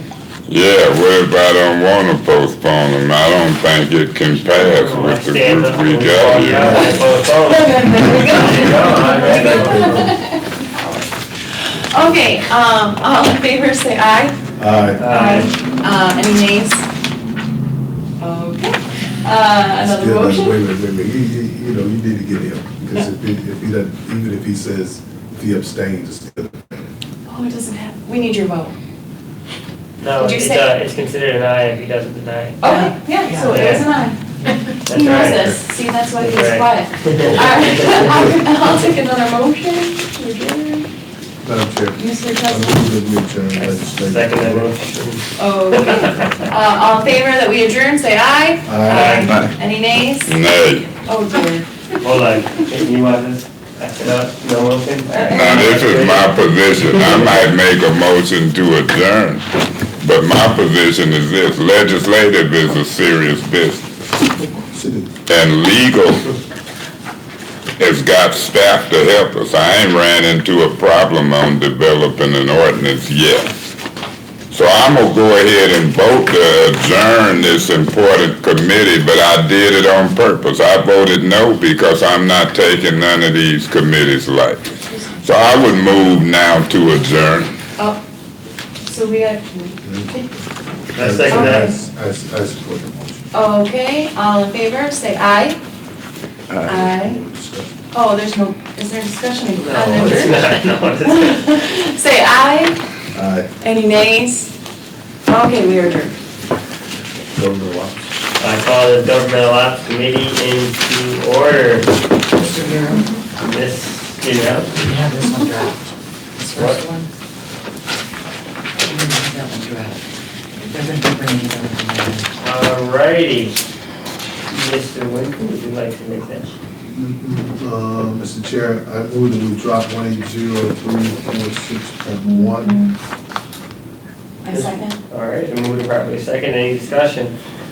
Yeah, why is it dropped? We don't need it. They They wait. Bring another one later. There was something wrong with the publication or something. All right. Exactly. Alrighty, any other discussion? All in favor, say aye. Aye. Nays? You guys have it? Mr. Chairman, Two nays? I would move 180392 to council. Ms. Worthing, I second that. any discussion? All in favor, hearing none, all in favor, say aye. Aye. Nays? Goes to council. On discussion items. Ms. Worthing, I move that we postpone all discussion items until next committee meeting. Mr. Davis, Oh, I'm fine. I support that motion. moved and properly seconded. Any discussion? Yeah, Mr. Chairman, Mr. Mays? that 618 West Alma, that service line, I'm gonna keep talking about it, Mr. Branch. I think that needs to be just dealt with. That's some good stuff for Councilman Mays and the residents at 618 West Alma, that's that pipe. And then, you know, the way the government is operating, particularly this council, you know, I might support these postponements, Mr. Garrett, but there's a lot of stuff in here. Your governmental ops agenda is getting just as thick as finance, and, you know, the way the government operate is major. I'm gonna look at, I looked at the council meeting this past Sunday. And I look at it, I say, they don't even know I'm listening to them. I heard Ms. Worthy. I heard what Ms. Galloway and them said. I heard what Mr. Davis said. That was acting like, now remember, I'm the one that didn't take the agreement over at Mott. I concentrate on yourself. Everybody talking about how I am. I say they don't even really know me. I heard it, Ms. Worth, and I heard Ms. Galloway, and them. They think I'm a bully and talking about, but when it's a man in the day, 'cause I ain't gonna act no different if it's a man or lady. I don't discriminate. And I'm a nice guy. But I'm just telling y'all, y'all gotta be careful, 'cause I'm always looking. I see even what they gonna say. I thought I say, man, they sure enough talking about me and how I act. I think we should concentrate on ourselves. I already know how I act. I don't too much mess with nobody unless somebody mess or come at me publicly, particularly in my political arena. So what I heard Ms. Worthy and Ms. Galloway and folks say as I left and asked to be excused from the last council meeting. And I say I should start our finance committee meeting talking about it, but I won't. I say I just let that go smooth. But I'm gonna say to you guys, I've been under this situation before. And I'm telling you, I'm gonna keep telling you, you're wrong. Mr. Winfrey said it best. Mr. Winfrey said when I watched him on TV, if y'all read what he said, hey, if we apply the rules evenly, because this is what Ms. Galloway said. She said, if I had to call one to order, I'd have had to call both of them to order. That wasn't true, Ms. Galloway. I was talking. All you had to do was say to Mr. Davis, chill out. That was your chairman's job. So I was word and you ate it up. You made me look like and feel like I was just a guy who ain't gonna never act right, be right. They'll learn. This guy, Guerrero probably can vouch to that. But I'm gonna let it go because I'm looking and watching. Millage passed for Burston and McCree. I was out there for weeks working, and I'm also glad when I seen the results for governor. I figured Gretchen, but I know folks was without Duel and Tree, and then finally I told B.B. Nolan and Neely that I should whoop their butt for spending any money because I didn't think they was going to be challenged. And they spent more money and could have fed the homeless. But we'll talk about that. But that's how they have to do. Now, Gretchen picked for lieutenant governor. You. No.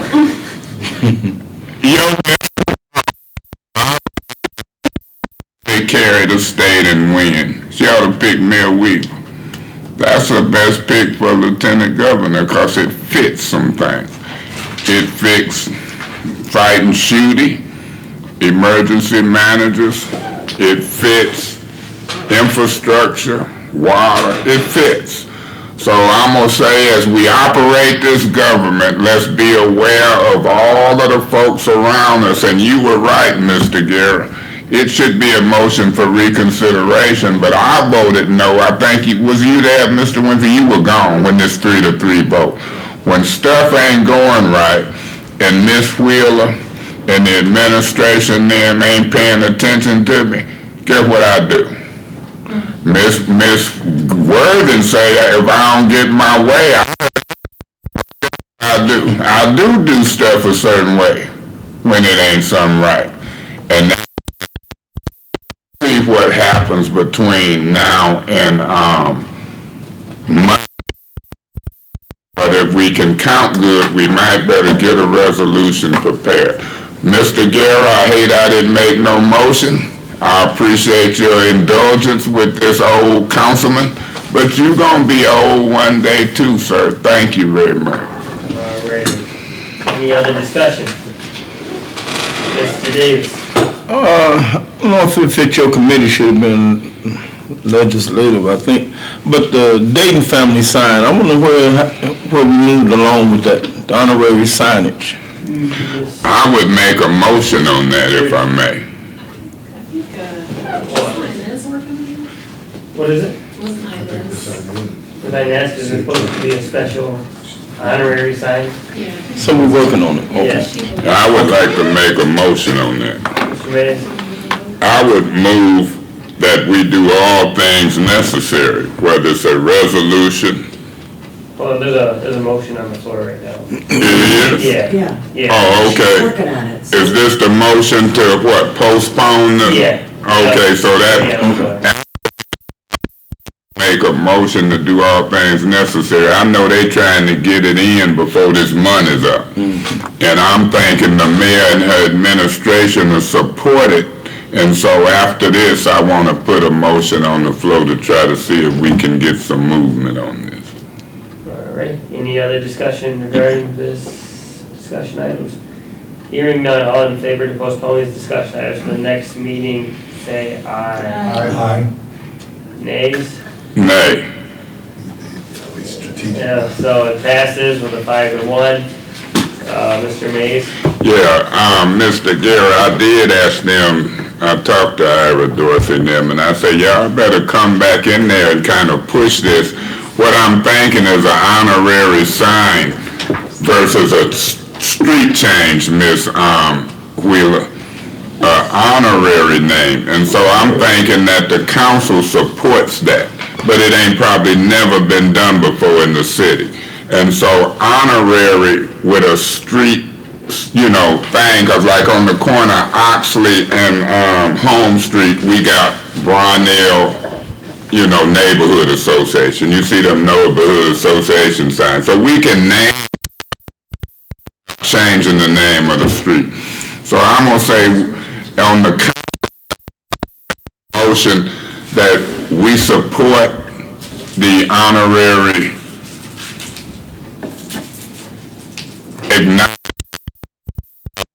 Dayton Family Avenue in honor of the Dayton family on Dayton Street, and that we do all things necessary to implement that. And I would so move. There's a motion on the floor, Ms. Worthing? You raise your hand? No. Oh, motion on the floor. Is there a second? To do all things necessary to support the Dayton family special acknowledgement for honorary street signs. It's been properly supported. Is there any discussion? Yeah, and I'm hoping that this go down to, the mayor's administration so they can start doing the things. That's okay, but Inez might be moving too slow for me. And so I'm saying I'm do it and make some movement. I don't care who doing what. That's doing something too if this motion passed. She ain't by herself. All right. Any other discussion?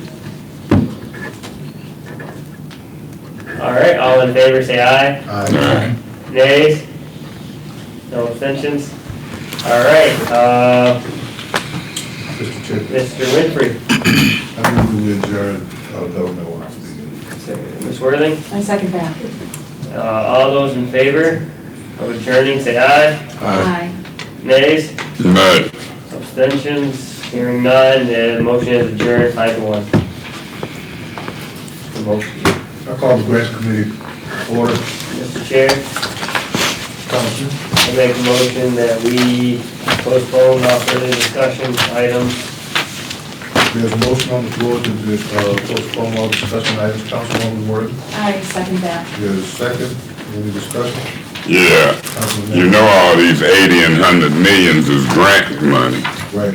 And it's important, but now let me ask you this question. Did y'all, before y'all adjourn all together, did y'all meet? I watched that show on Channel 17 Sunday, and did y'all have a rules committee meeting the following Monday or something, or that didn't happen?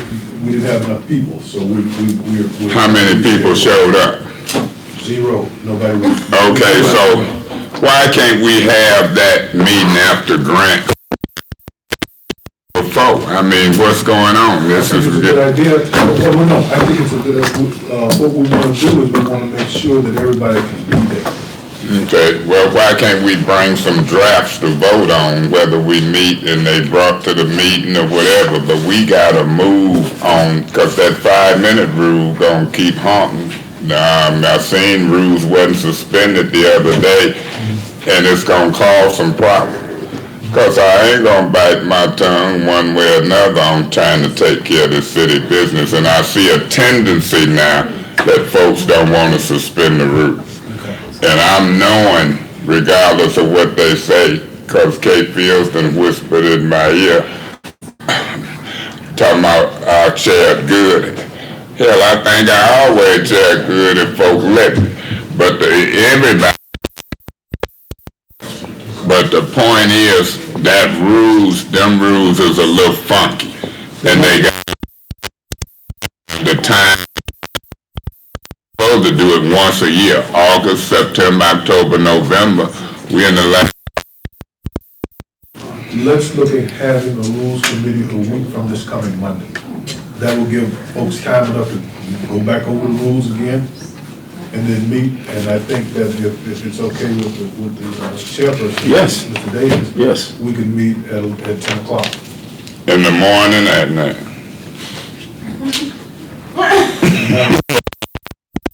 Well, that's 10 o'clock a.m. a week from this coming Monday. What day is that? It is, the 20th. 20th at 10 o'clock. So you gonna have it posted? We would have to You post would- it if you're doing But it. what we want to do, Councilman, is we want to make sure that we're going to have people. Oh, a quorum. Yeah. 'Cause So if it happens, we'll get a call. if we can get 5 people to say, yes, I can be there at 10 o'clock on the 20th, I think Mr. Chair would be willing to have to meet. Yeah, let's try to get this business out of the way. Okay. Is it a motion been made? Yes. You can stop counting your money for. Yeah, we voted. Your money for. You didn't vote on the postponement yet. Okay, Aye. Mr. Chairman. Mr. Chairman, one more tidbit of discussion. They keep saying it's a grant writer for the police department. I'm sorry. They say it's a grant writer for the police department. Have we met them yet? Is they started? We gonna find out. I ain't got no more discussion under this motion. Are you able to make it on the 20th? Yeah, I'm not gonna be here all day, but I'll come in the morning.